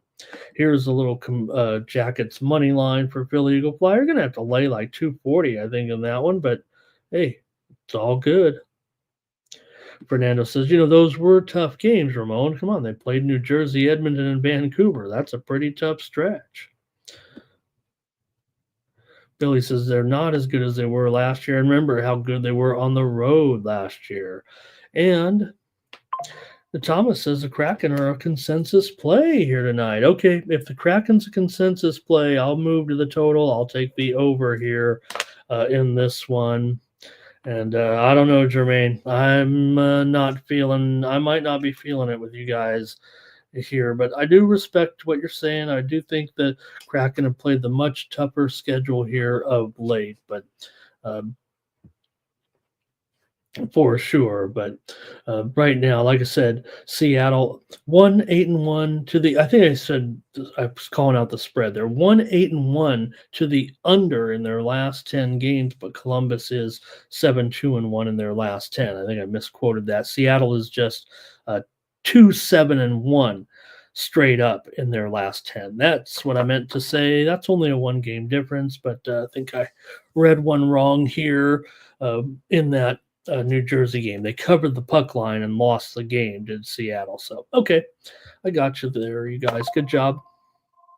Next up here is the Sabres on the road right now, and they're taking on the Senators here. You got the Senators, $1.50 here in this one. The total, 6 over at -115 or so. I'm actually showing the Senators actually taking a little bit of action here right now. They're up to $1.65 or so in the matchup with Anton Forsberg in goal here, and he is likely to make this start. He was in the starter's crease this morning with Ullmark still going to be out here for a while, it feels like. So Forsberg will be in there. He played well last time, although they lost 3-2 in that game to Detroit. So far, 13 appearances, 4-7-1 with an 89% save percentage and 3.03 goals against for Forsberg. Sabres, of course, are coming off that 4-3 game against Washington, a 4-3 victory over Washington. See what you guys have in this one. Ottawa over 500 still here right now, and Buffalo is losing a quarter of a unit per game on the road. Ottawa, they're slightly profitable at home so far this season. Handicappers I follow are leaning towards Buffalo here today in my unofficial early survey, but Ottawa's won 5 of their last 6 games at home. Overall, 5 of the last 6 meetings between these two teams have gone under here. So let's see what you got. Ottawa's 13-21-5 to the under this year. Buffalo is almost opposite on their games to the over, 22-12-5. But note that Buffalo mostly goes over at home. On the road, they still go over slightly, but I mean, let's see here. At home, they're 13-5-2 to the over. On the road, they're just 9-7-3 to the over. So I'm going to take the under here with Buffalo and Ottawa. Like I said, 5 of the last 6 meetings between these two teams have gone under. So here we go here maybe with you guys, and got Jermaine here with the Sabres. Philly Eagle Flyer says, yeah, Decord, I show him as available here, so I expect him to be in there tonight. And he says, look, he's probably back. First game off injury, fade Columbus at home. Right, is that what he says? Off injury, fade CBJ at home. They win Jackets money line. Oh, okay. I'm not quite. I don't know if I got that one. Curtis here liking Buffalo. We'll get to that college basketball steam here in a bit. I know I got to catch up on some with you guys. Philly Eagle Flyer likes the Senator trifecta here. Robert going with me on the under. Here's Philly Eagle Flyers. Got that over trifecta here. And Charles says, this is a revenge spot too, Ramon. Don't forget. The two teams met in November. It was a 5-1 win for Buffalo in that one. Ruthless going over in this one. And I've got the under here with Buffalo and Ottawa. Let me touch on a few of these. I missed a couple here. Thank you, Damon. Appreciate you. All right, let me catch up here on a little bit of steam, if we can, that came in. How about North Dakota and Denver? College basketball action here. Steam to the over. Denver's in a spot where we've seen some overs from them of late here in this one. Pardon me, you guys. Steam is to the under here with North Dakota and Denver. We already talked about the steam that came in on Denver near the top of the show, but right now the steam's coming in on the under from 155 down to 154.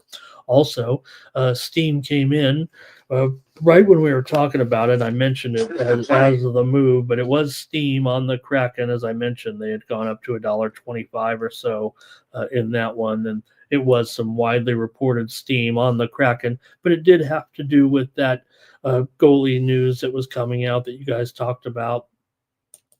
So I would expect Cord to be in there.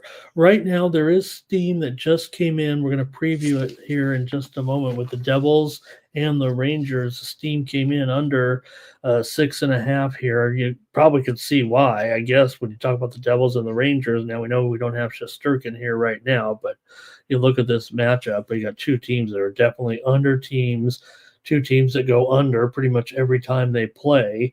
And the Rangers have had a bit of a, series of unders here in these home games. Here, I'll bring it down here in just a moment, but I just want to pass it along that it did come in on the under, but I got a few more here. The Rangers also took the steam in the matchup here. They were plus $1.50, but right now it's going to be lower than that. It feels like here it might be plus $1.35 or so. I'll take a look in just a second, but I want to mention a few more college basketball moves here. James Madison and Marshall. Steam here in this one to the over. We've seen these two teams have a couple of unders for sure, more unders, I believe, than overs this year, but Marshall conference games at home last couple of years usually going over this number, and here comes the steam to the over with Marshall hosting Madison. Also, a game on the extra board took some steam while we were going, and that is North Florida in their matchup against Eastern Kentucky. Look at this one. The steam came in on the over at 170, and it's all the way up to 171 or higher here right now. North Florida and Eastern Kentucky expected to be a very high-scoring game today. All right. So here we go in this one with the Devils and the Rangers, right? Like I said, to me, it's a under series for sure. The Rangers have gone over in 5 of their last 6, kind of coinciding with the absence of Shesterkin. Now, I'm a Quick fan, so, maybe the situation isn't and he hasn't been in there in all of the games yet. He doesn't go on the back-to-backs here, I don't think, at this point. But New Jersey's gone under in 14 of their last 16 games overall coming into this one, including 7 of their last 8 games on the road. This series has gone under in 4 of the last 5 meetings between the two teams here at the Garden. So to me, it looks like a high possibility of an under here. I'm going to update that total. I believe that's even too high on the screen because it is pretty much 6 over minus 115 or minus 120 everywhere right now. And the side here is Devils here now at 155 or 160 as the Rangers did take the steam here today. So go ahead if you want to chime in the chat. Let me know what you're doing here in this one with the Devils and the Rangers. The favorite has won 8 straight games involving the Rangers, and you have the Devils here getting a little bit of a discount price now all of a sudden, but also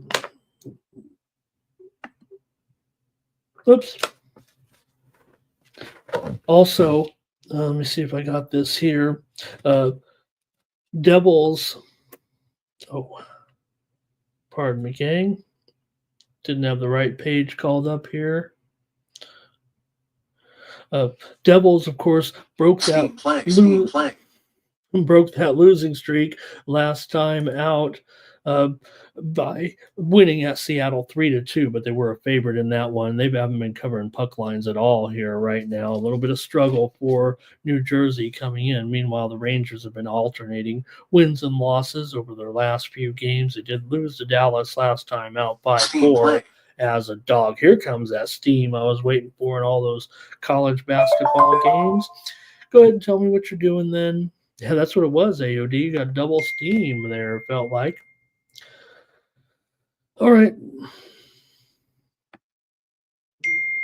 Here we go with the Robert on the Rangers in this one. The Philly Eagle Flyer likes the Devils. Charles likes the Devils as well. And Ruthless Tribe, though, says take the Rangers here in this one. All right. I'm going to take the under here in this one. I kind of wanted to use this one as a premium, but maybe we've missed out on the best number. I still think 6 might be okay here, but it's New Jersey, pretty much the under team. 12-23 to the under as a favorite. They're just under, period, this season. So the Steam game on the under, and I'll take the under as my play in this one. All right, I want to get to, we just heard 3 Steam moves come in. Let's see if we can beat these lines a little bit if you want, or you could wait, fade, and go the other way. North Dakota State and Oral. This one going to the over here right now. North Dakota State has had some unders in this role in conference play on the road over the last season or two, but so far this season, I think we've seen some overs, especially from Oral, if I'm not mistaken. And we're seeing steam here to the over right now. Was 152.5 or up to 153.5 or so here with North Dakota State and Oral Roberts. Just now, steam coming in right this second here on the under with Arkansas State and South Alabama. This is going to be one of the games that I was going to preview because a pretty good matchup here out of the Sun Belt, but Arkansas State and South Alabama, we're seeing steam. It was 141. We're down to 140 here right now. This is a series that definitely goes under, but it felt like the Sharps were originally on the over here. It could be the old head fake. This one is getting steam to the under right now with Arkansas State and South Alabama. Also, moments ago, Campbell and Hampton seeing steam here in this one to the over with Campbell and Hampton. It was 139, now 140 here, it looks like, with Campbell and Hampton. Hampton known for some overs here of late. In conference play at home. So Bakersfield and Santa Barbara here. Steam to the over in this one tonight with Bakersfield on the road at Santa Barbara. This one was 135, but we're up to 136, 136.5 here. Santa Barbara's had some overs of late at home in conference play this season, last season too. So over is the steam though right now with Bakersfield and Santa Barbara just now coming in right this second. Oregon State and Santa Clara. Here is steam to the under. This one's on the move right now. It was 148. Looks like we're going to go down here to 147 or lower here with Oregon State and Santa Clara. The steam coming in right this second. Oregon State and Santa Clara to the under right now. More steam rolling in here. This isn't just something I make up to keep you guys on edge. This is the line service updating us in real time, telling us these lines are moving right this second. We pay good money for this service, so that's why I appreciate when you guys subscribe. You can go price the Don Best fast service, and you'll see how much it costs. And I just want to make sure that I get this information to you. I pay good money so that I can tell you when the lines are moving. Fullerton and Davis steam to the over here right now. That's why when the guy was like, oh, the steam's out of context. Buddy, this service costs $500 to get me the line move before the lines move at every single book. Fullerton and Davis, here's steam to the over right now. In this one, it was 135.5. The only thing that takes a long time is me spit out the words. Fullerton and Davis steam here to the over 135.5. It was 135. We're up to 136, 136.5 right now with Fullerton and Davis steam to the over. Fullerton, they definitely had some overs here in conference play last season, and this season a little bit too. Although this year, I think both teams have trended a little bit to the under, off the top of my head anyway. But here comes the steam on the over, Fullerton and Davis. Right now, coming in right this second, Northern Arizona and Montana. Here is steam to the under in this one with NAU and Montana. It was 152. We're going to go down here, it looks like, to 151 or so, maybe lower. Here, steam to the under with NAU and Montana here right now. NAU's had some unders in conference play in the past, so steam to the under here at 152, going lower to 151. Another one here was Oregon State and Santa Clara in West Coast Conference play. Hello there. Oh, I think we mentioned that one, right? Let me get to this one. This thing's not stopping. Oakland and Wright State right now steaming to the under here with Oakland and Wright State. This one was 139. It's down to 138 or lower here right now with Oakland and Wright State taking steam right this second to the under. So, okay, hopefully you caught that and got that one out there, right? Oregon State and Santa Clara, steam to the under. I'm having trouble just keeping up. Purdue and Rutgers. This one's a little bit stale now. There's been so many, and I'm going in reverse chronological order, but pardon me, the steam came in on the under in that Big Ten game today between Rutgers at home against Purdue. It was 149. We're down to 147 here. It looks like it's more, it might settle with Purdue and Rutgers. Okay, we're all caught up. Let's get back to the hockey here in this one. Thank you. Final. All right.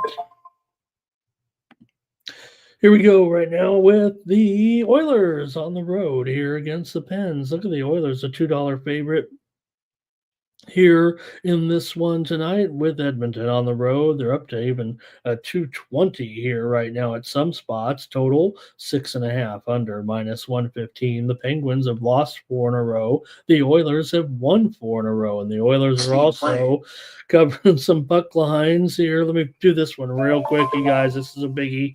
Ohio State taking steam right now in the game against Oregon, that Big Ten game today. Oregon and Ohio State, talk about revenge here, but maybe not with Ohio State favored in this one. They were -3, but they're going to be up to -4 here right now in that game against Oregon. We're popping off here with things happening. Ohio State took the steam against Oregon. They're up to 4 or so right now. Also, just seconds ago, the St. Louis Blues took some steam in the game against Anaheim. We'll preview it momentarily, but it looks like St. Louis is going to be up to a $2 favorite. They have owned Anaheim in the series here of late, but the Blues take steam here just moments ago. Wow, a lot of fun action here on the Morning Steam show. All right, Oilers and Penguins, what you going to do here in this one with the Oilers on the road? They're hot. The Penguins are not. And will that continue here in this situation today? You got the Penguins here, plus $1.70, $1.80, $1.90. At this point, Edmonton has won 7 straight games against the Penguins here right now. They've dominated this biannual or annual series. They play 2 games a year, basically. And Edmonton not only has won 7 straight games against Pittsburgh, but they've covered the puck line in 7 straight games against Pittsburgh.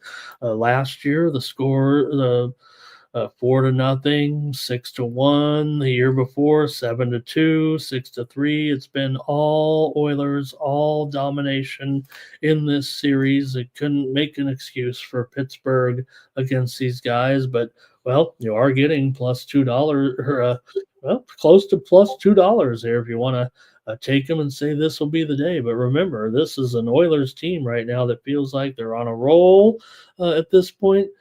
Finally here. And 5 of the last 6 meetings between these two teams have gone under when playing at Pittsburgh, although Pittsburgh has gone over of 8 of their last 10 at home. Okay, hopefully I didn't screw this one up too much, but what do you got? Cash Kane does like the Penguins here. It says they'll get it this time against the Oil. Philly Eagle Flyers says, give me the Oilers, money line, puck line, team total over 3.5.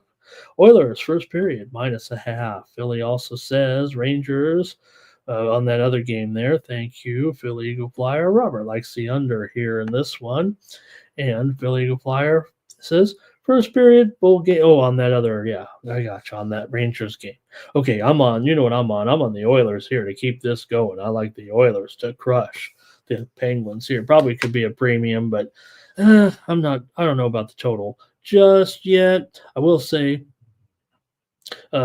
when these two teams, Pittsburgh's certainly an over team right now, 12-8-1 to the over on the road, but Edmonton 15-19 to the under as a favorite. All right. Next one up is the Stars on the road here. Against the Flyers, you got the Stars here. Flyers are the ones that took the steam here right now. In fact, I have the line up there at $1.70, but it's $1.60, maybe even $1.50 at the sharp books right now between these two teams. And the total currently sits at 6.5 to the under at -115. So a little bit of a move there to the over there, but the widely reported steam came in on the under in this game, but we're looking at 6.5 pretty much everywhere right now. Now, this is a series that definitely goes under, even though the teams meet just twice a year. 5 of the last 6 meetings between these two teams have gone under. The Stars have won 7 of the last 8 meetings between these two teams. Dallas comes in here on a roll. They're on a winning streak here right now, taking on the Flyers. So see what you guys want to do in this one with the Stars here on the road against the Flyers tonight. Here we go. Heavy 7 o'clock cards, 6 of the games here.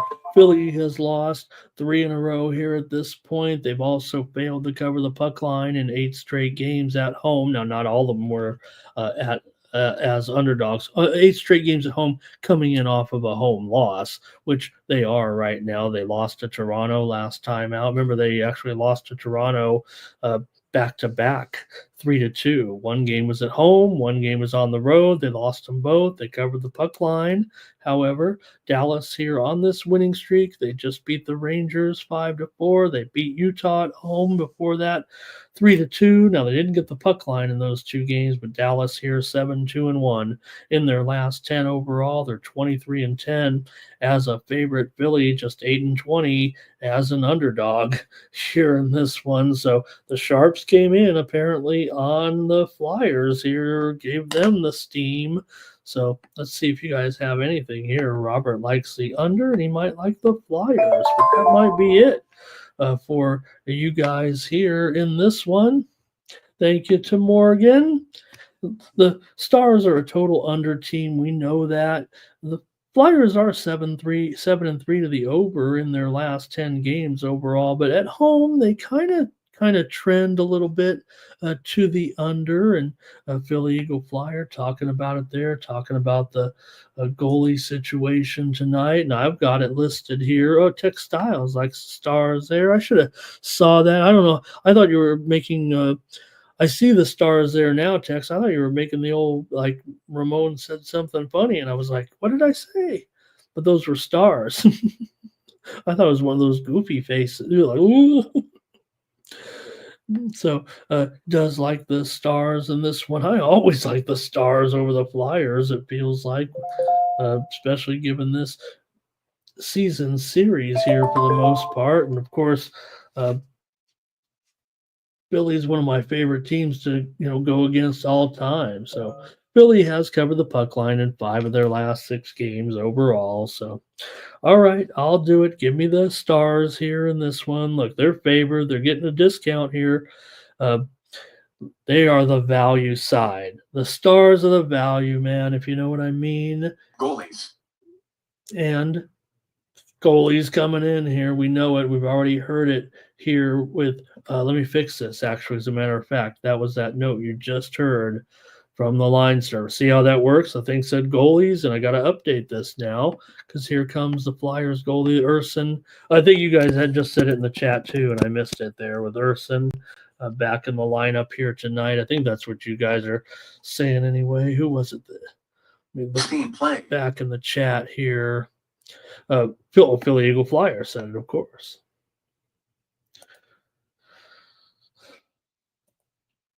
So right now, I'll just make sure there are a lot of goalies coming in now, starting to get confirmed here for the action today. Boy, look at the time, man. We got to go, don't we? It'd help if I was ready to go here with you guys. There we go. So Urson comes back here today, returns to the lineup. He's been out for a while here right now, but he's 3.02 goals against, 88.5% save percentage, a 9-6-2 record here. So, all right. Yeah, he's been out for about 10 days here right now, right? So he was looking pretty good before that. So I'm going to still take Dallas here in this one. All right. Oh, yeah. Don't forget Fedotov in there too, right? Okay. All right. Next one up here. Did hear some steam here real quick, I think, didn't I? That Cal Poly UCSD game, the steam came in now on the over. Like we said, it already came in on Cal Poly. These two teams have gone over even before Cal Poly was an over team a little bit. So the steam came in here on the over with Cal Poly and UCSD is up to 158.5 here right now. Also, moments ago, Jacksonville State and Western Kentucky, we had steam to the under in this one at 153 or so. We're all the way down to 151 here in the matchup between Jacksonville State and Western Kentucky. Big move here. Steam to the under. All right, let's keep it going here right now. This next matchup between, a couple of rivals here, Boston and Tampa Bay in this one. Boston, man, they're in a losing funk here right now. And, well, so are the Lightning for the most part, although they did break their losing streak last time. The Lightning finally got off the snide with a 3-2 win over Carolina at home. Before that, they were losing games. They had that losing California swing for Tampa Bay, but Boston's been losing here to Edmonton, to Islanders, to the Leafs, and to the Rangers, and to the Caps. And right now they're struggling for sure coming into this one. This is a series that, is usually tightly contested, low-scoring games when these two teams meet. 5 of the last 7 meetings between these two teams have gone under. Boston's gone over, though, in 8 of their last 11 games on the road, but just 3-7 to the under in their last 10 games overall. Tampa Bay's gone under in 4 of their last 5 games overall. Coming into this one right now, I'm showing the Lightning here favored by $1.65. The total 6 under 20 or so in this one. Boston just 4-11 straight up as an underdog. Tampa Bay 15-9 as a favorite here. Let's see what you guys want to do in the chat with Boston and Tampa Bay. Robert likes the under here in this one, and Curtis likes the Lightning. Fair enough. I'm going to peek at some market action, and then I'll make my call here. Basically, it's a toss-up for me between the premium and the free play here. Just a matter of if I've seen a significant enough line move on one way or the other. So, all right. Yeah, I'm going to have to go with the under as my play here in this one between Boston and Tampa Bay. Give me that under 6 tonight with these two. Boston's been going over a little bit. They're 10-5 to the over as an underdog, but I'm going to go with the under here in this one. All right, next up, gonna get through these hockey games here and try to get to that basketball. Maple Leafs and Hurricanes here in this one. Pretty decent matchup here tonight with the Hurricanes favored in this one, $1.65 or so.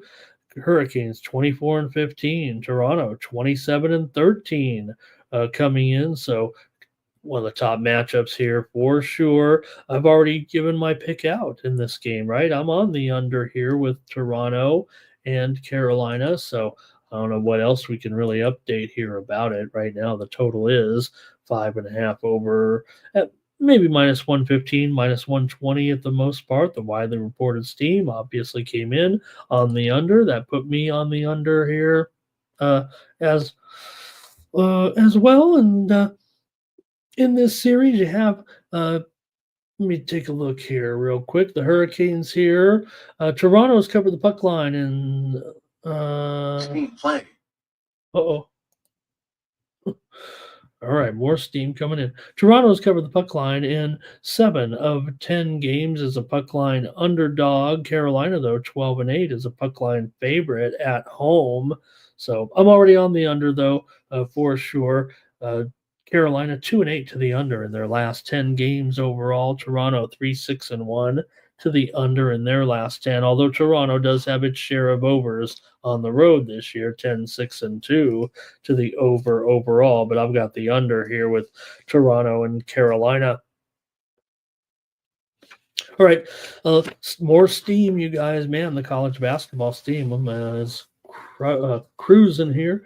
Hawaii and Riverside steam to the under in this one tonight at UC Riverside. Riverside is it's in a little bit east of all those fires, northeast a little bit there in the Inland Empire. It's a little bit different community out there. But man, these games in LA tonight, you got to wonder if we'll see all of them here. For example, maybe Northridge. I don't know.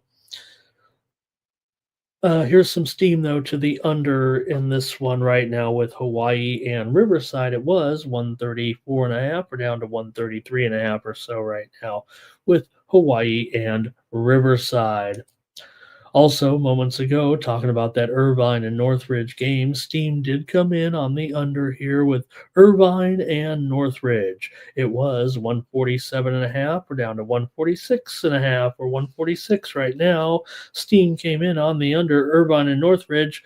That series is kind of an under series. I think we have it previewed here coming up. Ducks and Blues tonight with Dostal and Bennington. How about that? Here with the Blues, big favorite. We already talked about the steam that came in on the under here in this one and the steam that came in on the Blues, if I'm not mistaken, right? Isn't that what we said? All right, here we go with the preview, though. With Bennington, 11-15-3, a 2.87 goals against, 89.5% save percentage, going up against Luke Dostal. Here, the Ducks are profitable on the road for sure. They're one of the best teams on the road as far as making money is concerned. They're up, give you a quarter unit profit here in their road games so far this season. But the Blues here, minus 200 right now. And the total here, 5.5 over minus probably $1.35 here. If you're going to stay with 5.5, it feels like definitely juiced up a little bit more than this, despite that steam that kind of came in on the under here in this one. Now, these two teams, about as under as it gets, it feels like, especially Anaheim, right?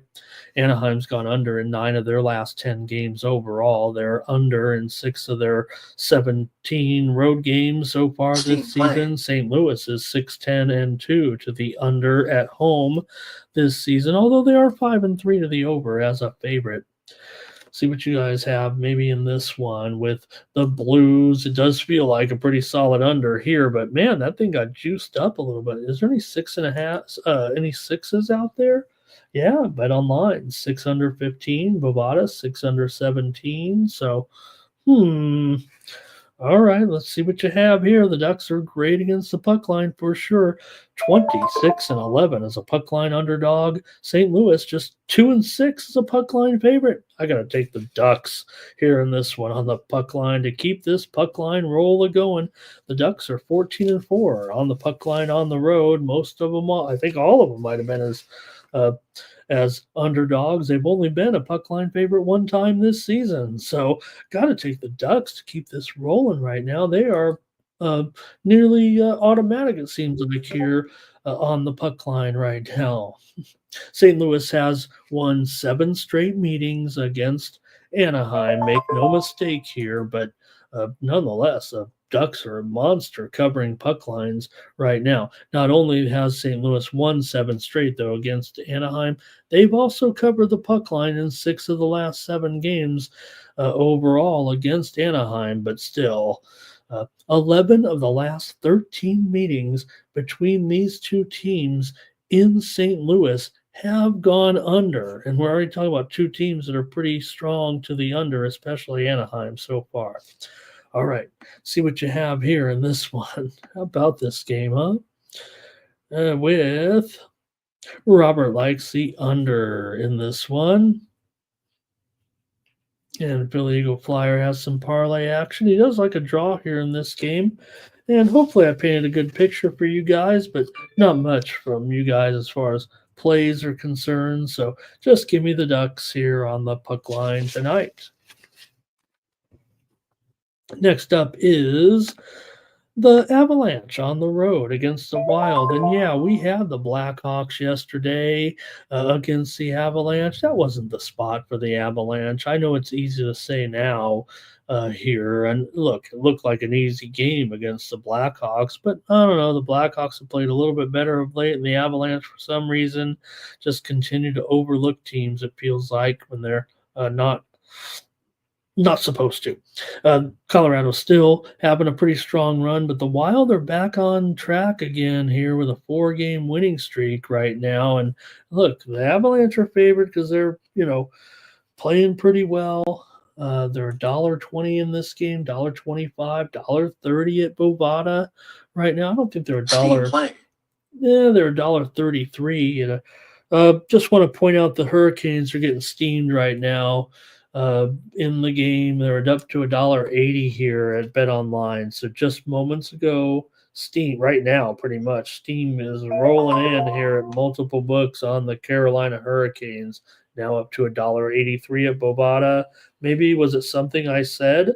I didn't give out the Hurricanes there, but geez, I should have here. This thing's getting runaway steam right now. In that game. So, okay, let's continue on with this one. Oh, let me mention one more steam play on a big game there in college basketball. We just mentioned the Ohio State Buckeyes taking that steam against Oregon, and now the steam is coming in on the under in that game at 151. It's down to 150 here right now with Oregon and Ohio State. Okay, let's get into it here with the Avalanche taking on the Wild on the road here. And look, I mean, I get it. I mean, the Avalanche are kind of back on par. They've also kind of dominated the Wild in the past. They've really dominated them, actually. Colorado's won 6 of the last 7 meetings between the two teams, but Minnesota's won 6 of their last 7 overall. They've won 4 straight coming into this one with wins over St. Louis, Carolina, Washington, and Nashville, and covered the puck line in all of those games, although 2 of them they were a puck line underdog, but still got it done on the road at Carolina and Washington. So the Wild are back to playing well here. Colorado's gone under in 5 straight games on the road coming into this one, but Minnesota as an underdog, they've lost 9 straight games as an underdog. Is that right? No, that's not right. Oh, I'm sorry. Minnesota has lost 9 straight games as an underdog at home. Now, that doesn't happen very often so far, but nonetheless, at home, they have not been terrific as an underdog for sure. Losing 9 straight times. That almost seems like an anomaly a little bit because Minnesota has covered the puck line in 10 of their last 11 home games when they are an underdog and coming off of a win. So this is really weird. Colorado is 7-2-1 in their last 10 games overall. They're also 22-10 as a favorite this season. So this one's tricky here. Minnesota, I just mentioned Columbus as the best team, the most profitable team at home this season. Minnesota's number 2 profit-wise here. They get you nearly a half a unit a game at home, and well, they're a slight underdog here. So what do you guys have in this one? Philly Eagle Flyer says, take the Wild. And Robert says, take the Avs. Oh boy, what am I going to do? I got to take one or the other here, it feels like right now. Or maybe Colorado, let's see. Maybe I could jump to the total here in this one since I don't have much here from you guys. I know it's hockey, so and I know what it probably is. I mean, like I said, we're seeing a lot of games that are 1-goal games get tied up in the late second period, early third period. Right now, there's a lot of parity and a lot of these teams. It feels like right now, doesn't it?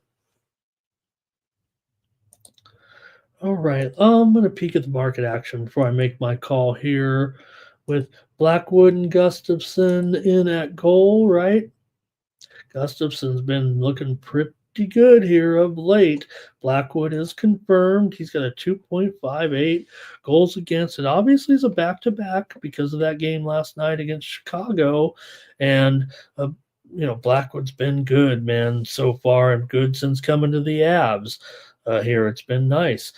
He's been absolutely terrific, actually, so far with the Avalanche. Blackwood, we mentioned, right, that how good the young goalie is, and yeah, he was stuck in San Jose. Maybe the numbers weren't reflective. Now you put him on a good team, and you're getting big-time results.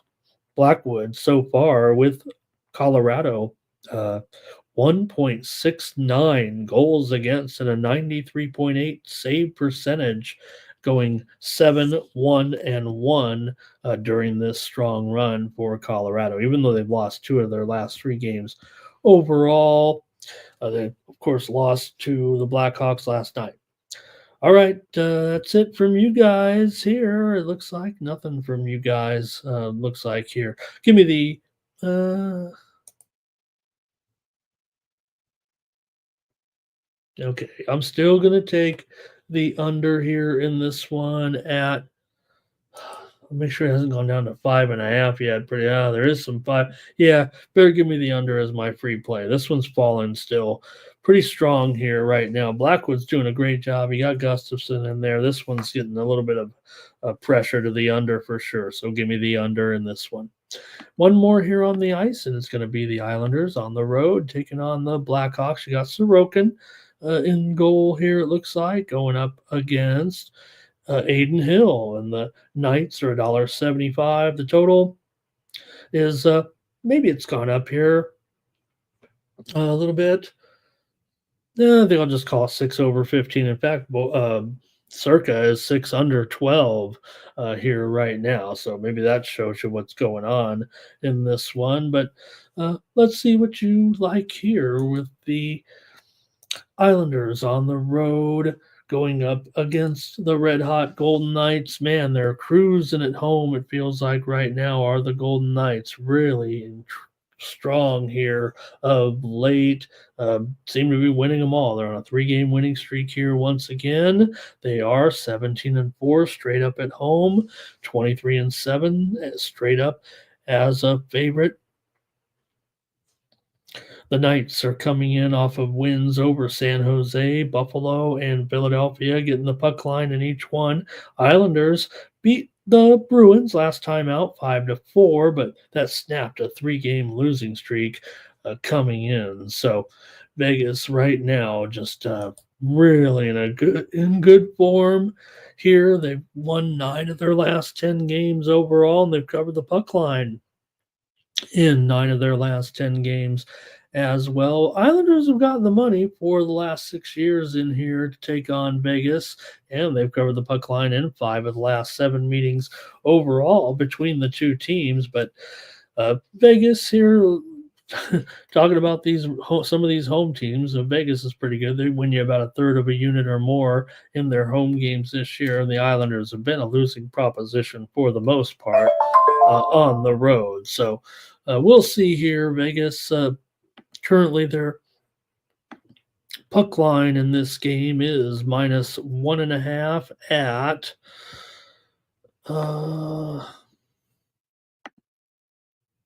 make sure I get this. I want to get this right here.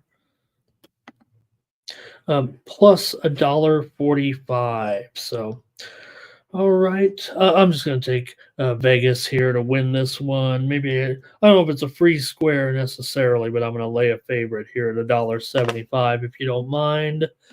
I'll take them here in this one. All right, Robert went under here. Here's Irish King with some plays. Thank you, Irish King. He took the Rangers on the money line. He also took VGK, regulation. Philly Eagle Flyer took Vegas. Vegas is actually, it woke you guys up a little bit. Kane taking Vegas as well.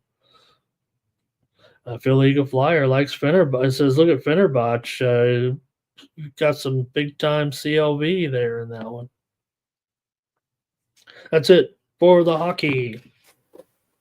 Now, got a lot of games in college basketball, but we've so much work with our Steam moves here. In fact, there was one that came in just before there, I believe. With no, that was the Oregon-Ohio State. Okay, Irish King with another quick hockey there. Thank you. All right.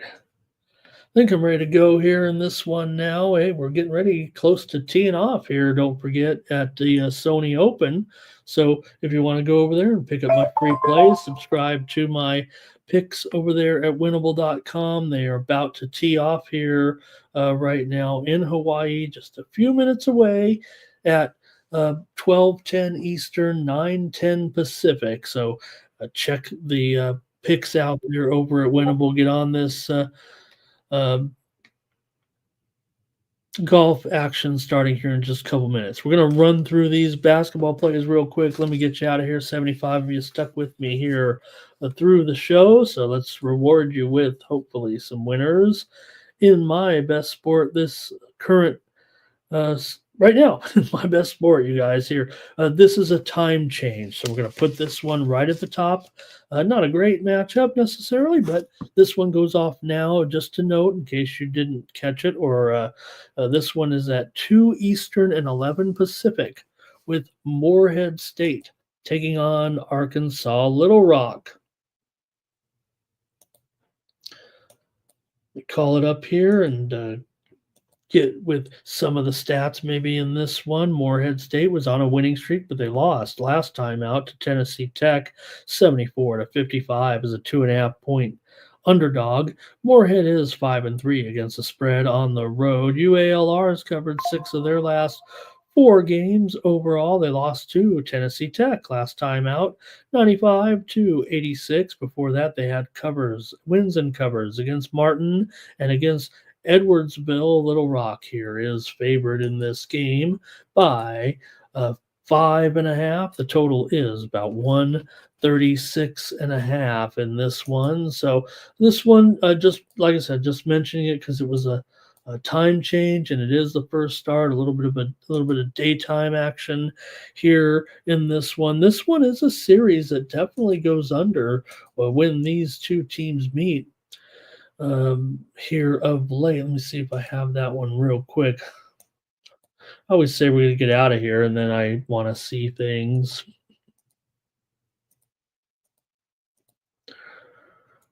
All right. Now, I don't know if I have it right this second, so maybe we could just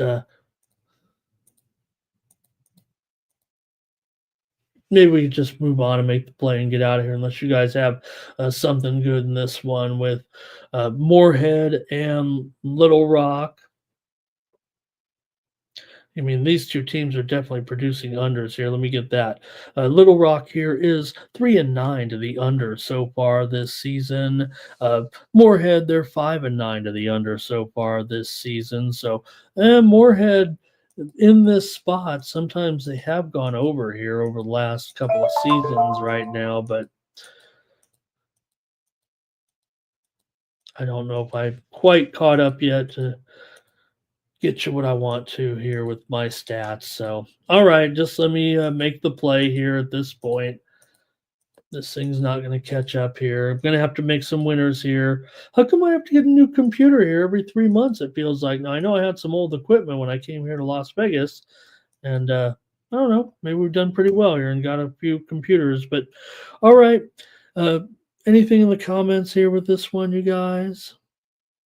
Oh, did I spell something wrong there? Really? Oh, wait. Robert's on Moorhead there. Thank you, Robert. And Irish King still making his hockey plays there. Okay. All right, you guys, I'm good to go here on this one with Moorhead and Arkansas. Little Rock, I got to take the under here with these two for sure, the way these things are going. Give me the under here with Moorhead and Little Rock. All right, next up, Greensboro and Chattanooga. This one also early afternoon, so I thought we'd preview it. 5 Eastern and 2 Pacific. Chattanooga, both teams are 9-6 coming into this one. This has been a series that's mostly been Greensboro here in years past. Greensboro has won and covered 5 of the last 6 meetings between these two teams. 4 of the last 5 meetings between these two teams here in Chattanooga have gone over. So I might end up on the over here in this one, even though Chattanooga won 3-1 to the under at home here so far this season. Greensboro's had a few overs here when they are the underdogs. So see here what you guys have. Anything in this one with Greensboro and Chattanooga? I know Chattanooga has been their last 4 games here at home have been I think over 142 for sure. Let me get them here. Chattanooga, they played. Oh, they just beat Citadel 81-68 on the road. Gave up 99 to Mercer in that 99-94 loss on the road. They lost to Indiana 74-65, but they got the number there in that one. They scored 85 against Alabama A&M. They scored 75 at Evansville. I'm going to go over here in this one with Greensboro and Chattanooga. Kind of maybe based on that series history a little bit. And here, let's see. Robert is on Greensboro here in this one. Thank you, Robert, for staying with me here and helping me out. Now let's get into some of the bigger action here with Purdue taking on Rutgers. 20th ranked Purdue here in this one. They're favored. They've won 3 in a row. Rutgers has lost 2 straight. Got to wonder if they're broken down here a little bit. I don't know. They Purdue has won 4 out of the last 5 meetings between these two teams coming in. We mentioned that widely reported steam that came in on the under in this game, taking it down here to 149 right now. And It's all the way down here to 146 currently at Circa. So that's a pretty significant move here between these two teams. You got to figure so far they've been kind of over teams for the most part. Purdue both teams are 8-6 to the over so far this season, but I kind of want to play Rutgers here. I mean, Rutgers has covered the spread in 8 of the last 9 meetings between these two teams. Even though Purdue wins, they're usually favored by too many. Now they're only favored. They're only favored here by 2 points or so in this one, but Rutgers is on a little bit of a skid right now. I'm showing 7 out of every 10 tickets coming in on Purdue right now, but Purdue 2-4 against the spread on the road. Rutgers has been overvalued. They're 5-10 against the spread overall, but they're taking a ranked opponent on here at home. I kind of want to play them here actually and take Rutgers here in this one. I think we got some plays in the chat now. They're in the Big Ten here. It looks like. Oh no, you guys are just behind me a little bit or something. Here's Walker. He liked Chattanooga in that game, and so did Super True. Robert likes Purdue and under here in this one. And Super True says, are they going to lose again at home? They just lost to Wisconsin at home. I failed in that one, right? So Cash Kane, though, liking Rutgers. He likes the over here as well. I just felt like I'm trying to remember if it was a premium or not, but I tried Rutgers last game. I want to give these guys the benefit of the doubt that the freshman stars. Now we know that they've had injuries here a little bit for sure, but you see right now they are healthy in this game. So I'm going to try Rutgers here one more time. Give me the Scarlet Knights. At least they've covered this series all the time against Purdue. So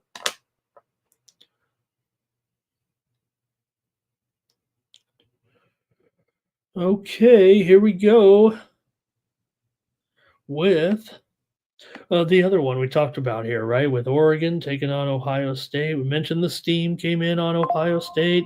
We mentioned the steam came in on the under in this game, but I wasn't so sure of that coming in. But take a look at what these teams are up to right now. I mean, Oregon right now, they've won 5 straight games. What are they on the true road here right now? Let me get that. They've won 5 straight games on the road here right now. And they are 2-0 as an underdog so far this season. Ohio State 7-3 against the spread at home so far this season. Ohio State's covered 12 of their last 17 games at home dating back to last season, but Oregon State doing pretty well against the number here on the road so far, but they are coming off of a homestand. They did beat Stanford on the road 76-61. They covered 5 here in that one, but oh man, Ohio State took that steam. Let me update it because they're -4 or so right now. The total currently sitting at 149.5 or so in this one, but again, Ohio State did take that steam here this morning. I'm going to take the over in this game. Neither team, I don't have much as far as these two teams going over so far this year, but that's where I'm going to head with this one with Ohio State and Oregon at 149.5. In fact, handicappers that I follow are kind of on the under in this game. The steam came in on the under, so maybe I'm chasing it here or fading it here a little bit, but I'm going to take the over here in this one with Oregon and Ohio State. Ohio State definitely is playing some conference unders here, but we'll see. There's no doubt the Pac-12 teams don't look like they're doing too well here so far against the Big Ten in basketball either. We'll have to see. But Ohio State at home in conference play dating back to last year has been producing a few unders for sure. Let me see if we have those numbers here on that, but I'm going to end up on the over here nonetheless. Goalies. Robert said Oregon and under. All right. I'll take the over, though. Here we go, another one. We already kind of talked about this one. I think I made my play, so we can skip this one a little bit, but I did take the over with Arkansas State and South Alabama, even though that steam, or I don't know if I mentioned at the time, I just mentioned that the steam came in on the over, and I think I said I wasn't so sure about that steam, but I am going to end up on the over in this game, even though this is a series that definitely has been an under series when these two teams have met of late between Arkansas State and South Alabama.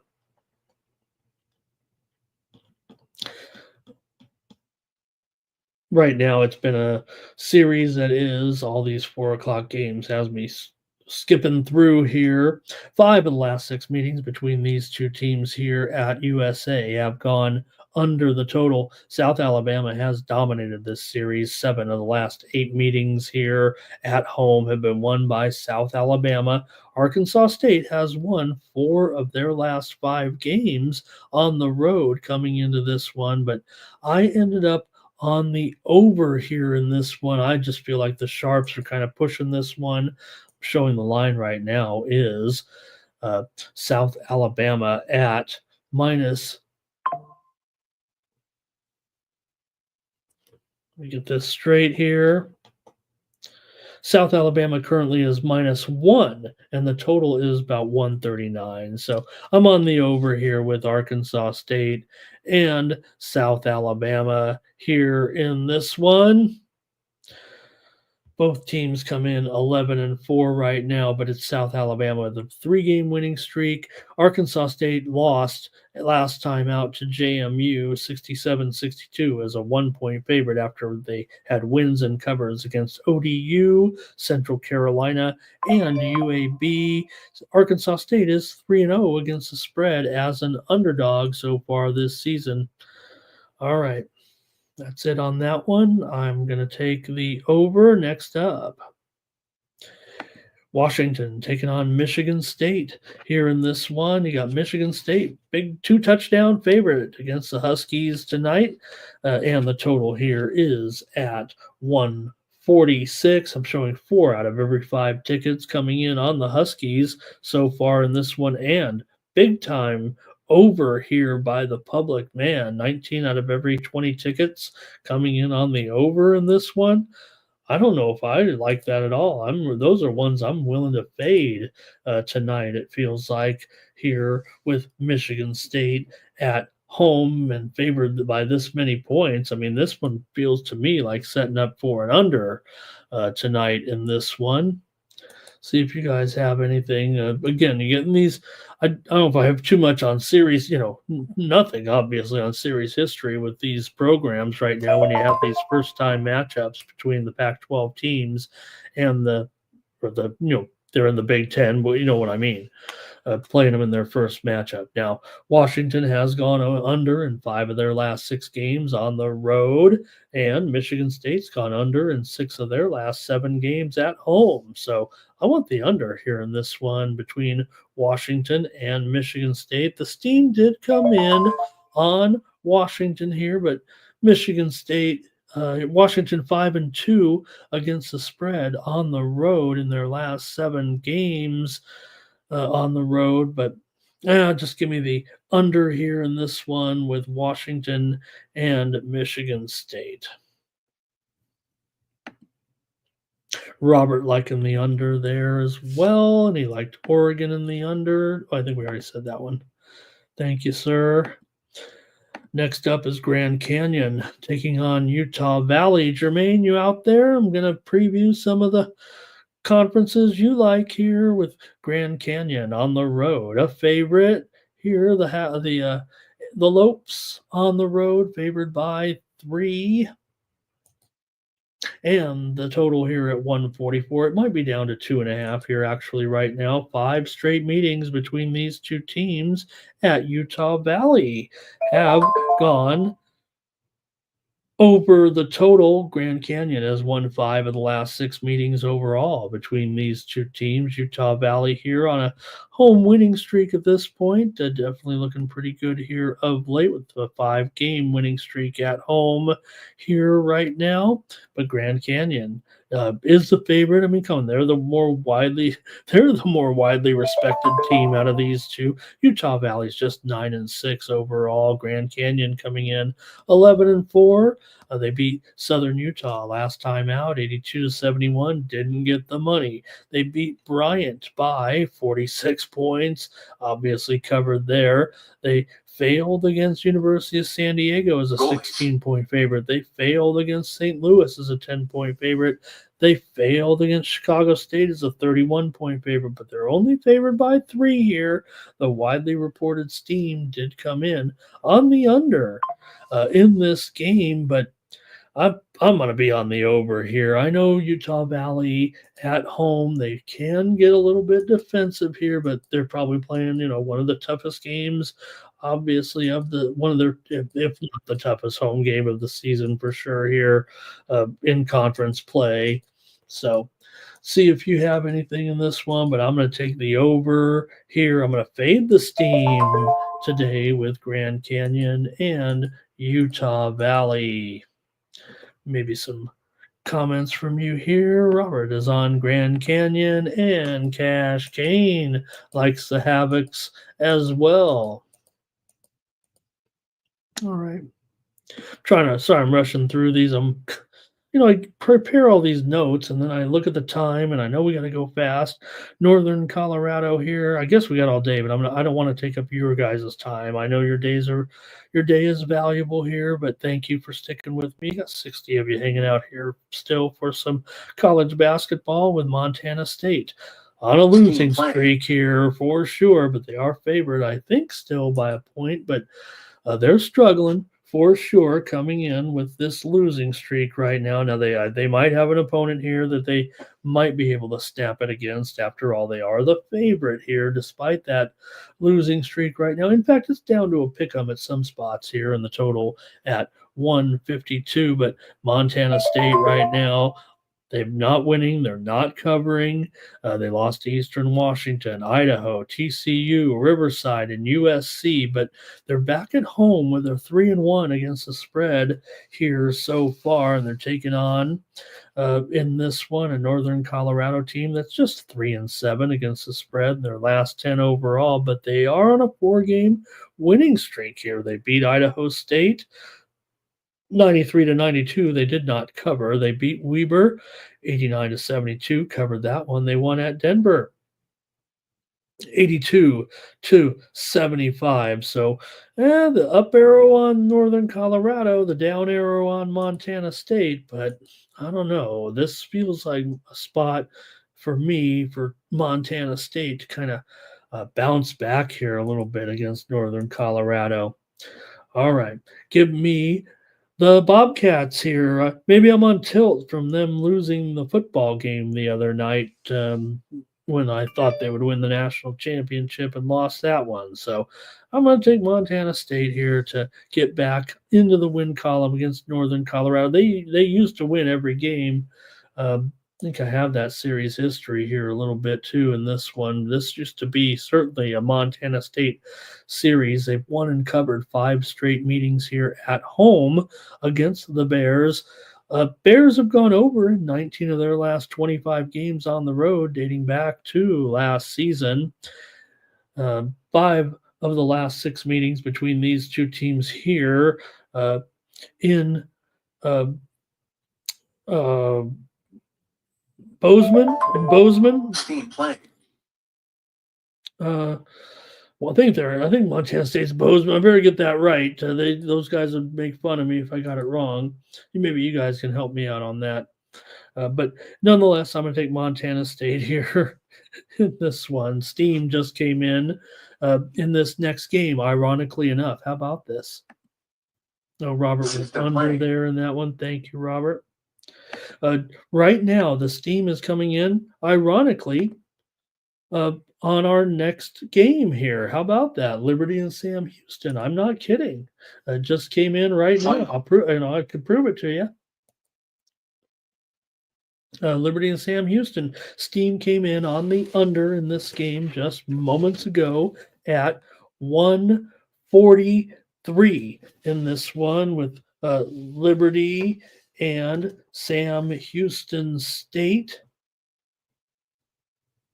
Did I? Oh, so this is game number, I believe this is a time change. I want to make sure I get this right, but this is game number 783, 784. Steam coming in on the under. It already came in on Sam Houston. I like the under. That was going to be my play. But again, this one I believe is a time change here to 8 Eastern and 6 Pacific. Sam Houston has lost 3 in a row coming in. Liberty is coming in off of a win here. They've been playing pretty well.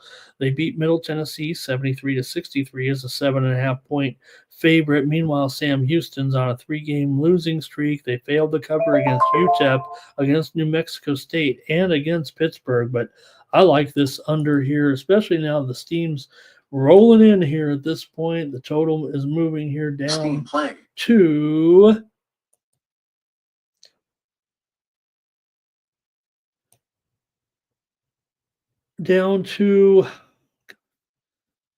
they don't have the time change here on my rotation, so I can't find it. Here we go. Down to 142 or so here right now. I'll just take the under here with, I'm pretty sure this game is at 8 Eastern, 6 Pacific. They moved it for TV. I'm pretty sure it's on the CBS Sports Network tonight, and I know it was advertised on the CBS channel over here saying that it's TV. So Don Best, I know you watch me every morning because you love to hear the steam go off. So if you guys could just change the time right now on the screen to 6 p.m., I do appreciate it. All right. Bet you didn't know we had some bigwigs watching here, some of those guys over there. All right.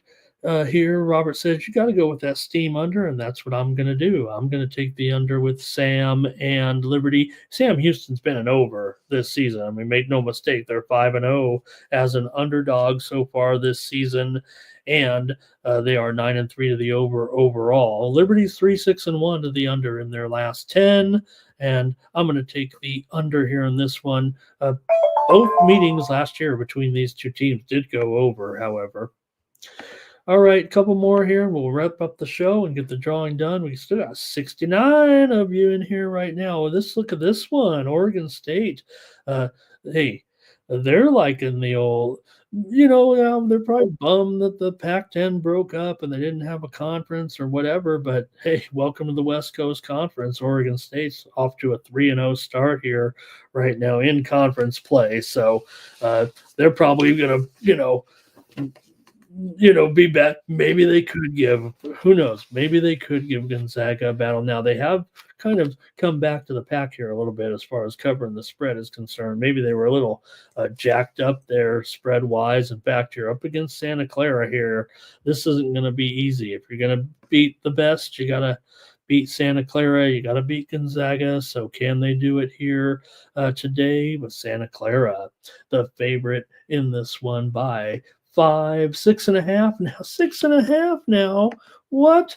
And the total is down here to 146. We already mentioned, of course, the reported steam that came in on the over. Now, I didn't see any steam here necessarily on Santa Clara in this one, but I'm going to take Santa Clara now as my pick here on the show. I was kind of going to use them as a premium, but I've already missed 1.5 here, and maybe it is sharp after all, the way this spread is moving here. But look, we don't have any head-to-head necessarily with these two teams, with the Oregon State and their new conference here at this point. So just kind of got to rely on history here. Santa Clara's won 5 straight games at home here right now. They've also gone over in 4 of their last 5 games at home. Both these teams are kind of over teams so far this season. Santa Clara is 7-4 to the over at home. I'm going to take Santa Clara here. I got to lay 6.5 now all of a sudden, but I'm going to go ahead and do it as my play here on the show. All right, and Curtis likes Santa Clara. Robert likes the under. All right, Cash Kane took Sam in that other game. I got just two more here, and then we're going to wrap it up. Irvine taking on Northridge. We already mentioned that. I liked the. Did I mention it?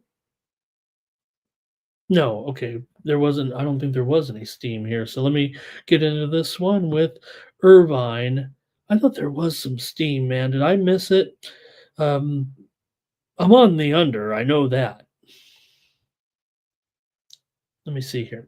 13 of the last 19 meetings between these two teams, between Irvine and Northridge, have gone under. So long-term series history on the under between these two. The total currently at 146.5 or so in this one. But yeah, I'm going to try the under here with these two.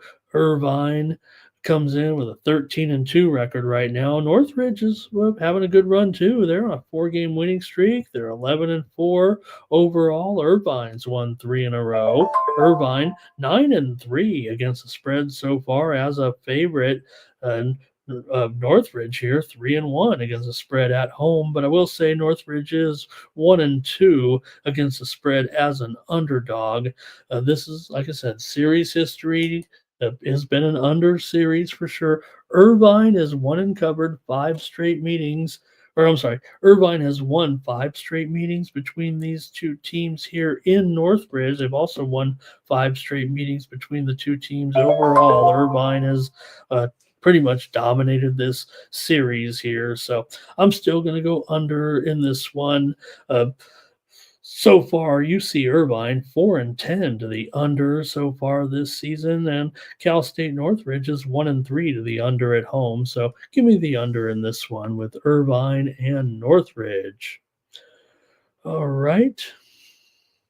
Here's Robert. Let's see here. It was the UC San Diego game. Thank you. You're right, Thomas. You're right in that one. And I'm not previewing the UC San Diego tonight, but I think I kind of gave out my hint there in that one, right? That I like UC San Diego to. You know what?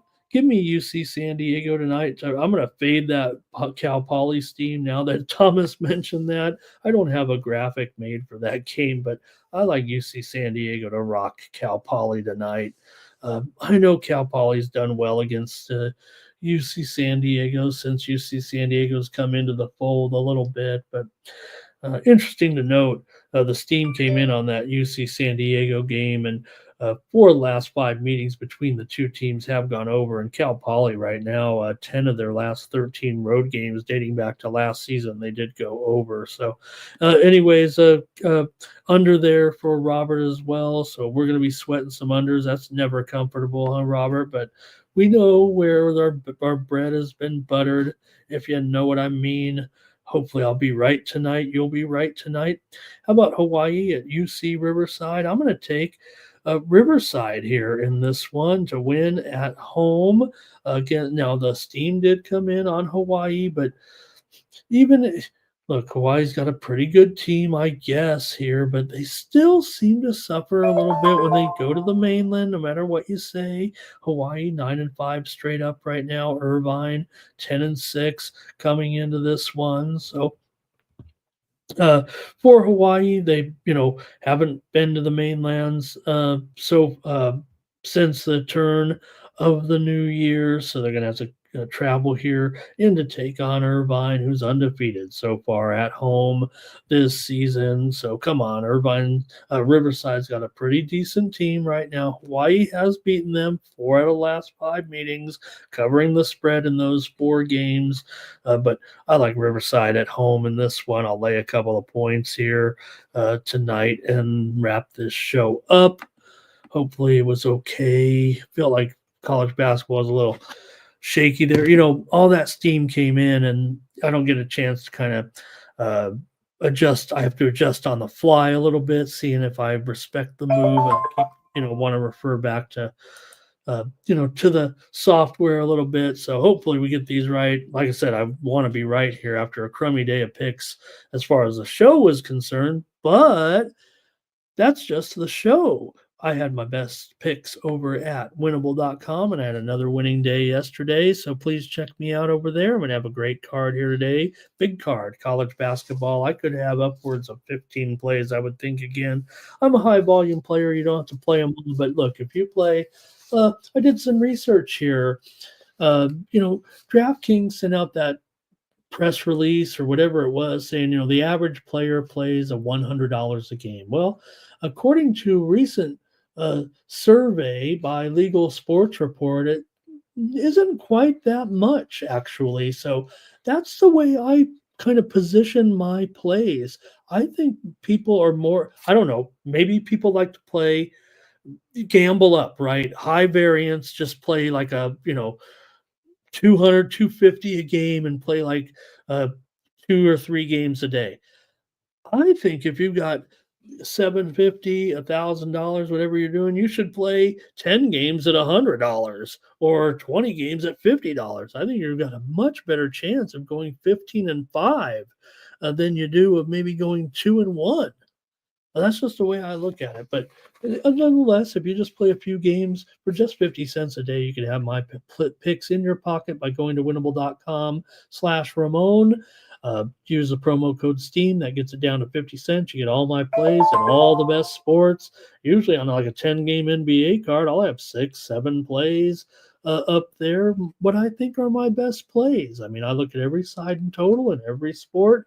I use my numbers and I look at the market approach. I look at series history. I look at trends. You guys know what I look like. I just said it on all these games. So if you want additional plays from me, please support me here on the channel by clicking on the QR code in the lower right-hand corner of the screen. That'll take you to my winnable page.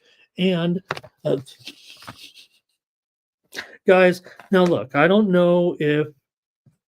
really know if I'm going to wrap up this part of the portion, but I just got to say, so I talked about, hey, Don, hey, if you got, I know my friends at Don Best are watching. I don't know why they tease me like this and they don't even say, hey, Ramon, you're great. But I said, hey, Don Best, could you please turn on the Liberty game and please adjust the time? Oh, I can't do it here. There it is. Can you please adjust the time on the Liberty Sam Houston game? Well, there it is. Thanks, guys. Appreciate you guys very much. Thanks for watching the show and sending out all that steam when I'm on the air. Hopefully you guys are happy with me. And hey, you could maybe even make some sales for you guys out of, I don't know. I just wanted to do that right there. That was funny, right? Maybe they were just doing it and it just happened, it just had to be a coincidence. All right. Hi guys. Hi Don Best. That'll do it for the morning's team. Let's get the drawing done. I'm having enough fun here, but I got to get on with my day and get these plays out here a little bit to all the subscribers. Please subscribe and get more plays from me. Support me here on the channel. Click on that QR code. If you get the $8 package for 1 week, some of my subscribers know I just tack on a few more days, and if I lose, I tack on another day or two. But everyone who comes in on a 7-day, on a 30-day, I just automatically put more days on there because it's not about them. Of course, it's about the money, right? Thank you very much. I appreciate all your support. I'm independent necessarily. I'm sports money all the way, right? But I do have premium picks just like many people do, and you support me by getting those picks. But it's really just pennies on the dollar. I used to sell my picks for $25, $35, $45, and now really just a few plays, basically, some 17 cents a play on some of these. So please support me here on the channel. That'll keep me doing this show every day here on the Sports Money Network. All right, let's get ready for the drawing here. I'll cover myself up again so I can try to make a nice production here as we get ready for the giveaway. Let's see how we do with that 4-teamer that Thomas said. There's 45 of you entered in to the parlay drawing here today. Let's go. Joseph, Dagestani, Robert, AOD, R. Tomps, Old E, each and every stride. Robert, Old E, Joe, 2% Donut Silks, and it is 2% milk. 2% milk. I hope you have your, I don't think your Cash App says 2% milk, so I hope that you have Cash App. Venmo, Zelle, whatever. You're going to be eligible here today for the drawing. Give you a few more Steam plays, and we'll get you on out of here right now with Good Luck 2% Milk. Here's I think we have the plays here. Thomas put them up here. Orlando, Memphis, Utah, and Kraken, I think is what he said. Although he said there was a misprint, but I think he's good. Thank you, everybody, for joining me here on the Morning Steam Show. There we go. All right, we're back tomorrow, 9 a.m. Eastern, 6 Pacific on Friday. We'll preview the big game there. Don't forget, join us tonight right here on this channel. Razor's already queuing up. I see Mahoning Valley. I see Gulfstream. So if you want to go over there with Razor and check out the horse racing over there on Kick, Razor will be here tonight. He'll be taking shots all morning, and he'll be taking shots with me all night. And we'll have coverage of the football game here tonight with Penn State and Notre Dame. Steam just came in here as we wrap up the show with Morehead State. Morehead State in their matchup here with Arkansas Little Rock that we just mentioned. It was 5.5. We're down to 4.5 for here right now with Morehead State. So late steam here right now. I think there was one more here. Thank you again to the guys over there at Don Best for doing that for me. Texas Tech and Eastern Illinois, we're seeing a little bit of steam here to the under in this one a few moments ago. Was 142.5. We're probably down to 141 or so here right now. Tennessee Tech and Eastern Illinois, definitely kind of an under series when those two teams have been meeting. Also, Liberty and Sam did take steam to the under in their matchup. It was the move that I made there a little bit, right? Oh, I think we did say that, though, but I took the under as well. Let's get out of here. Thank you, everybody. Don't forget to join Mikey Money at 9 Eastern and 6 Pacific for pre-gaming to lead into that big national championship semifinal game. And also, don't forget to check out our MMA videos here already up on the channel. Go to the video tab for First Strike. The guys previewed 4 fights, their best picks for the action on Saturday night. We'll have a companion stream on Saturday night. And also under the live tab, please check out VB MMA Picks with me and VB and Wiz Does. Wiz, I think we did the previews on Tuesday. So you can already get 7 MMA previews for the action this weekend here at the Apex in Las Vegas. If anybody wants to take me, I'm available on Saturday night. Take me to the Apex. Let's watch some UFC. All right, that's going to do it. Thanks a lot, guys. Enjoy the day. We'll catch you tomorrow here with more Morning Steam for the Sports Money Network. I'm Ramon Scott. So long.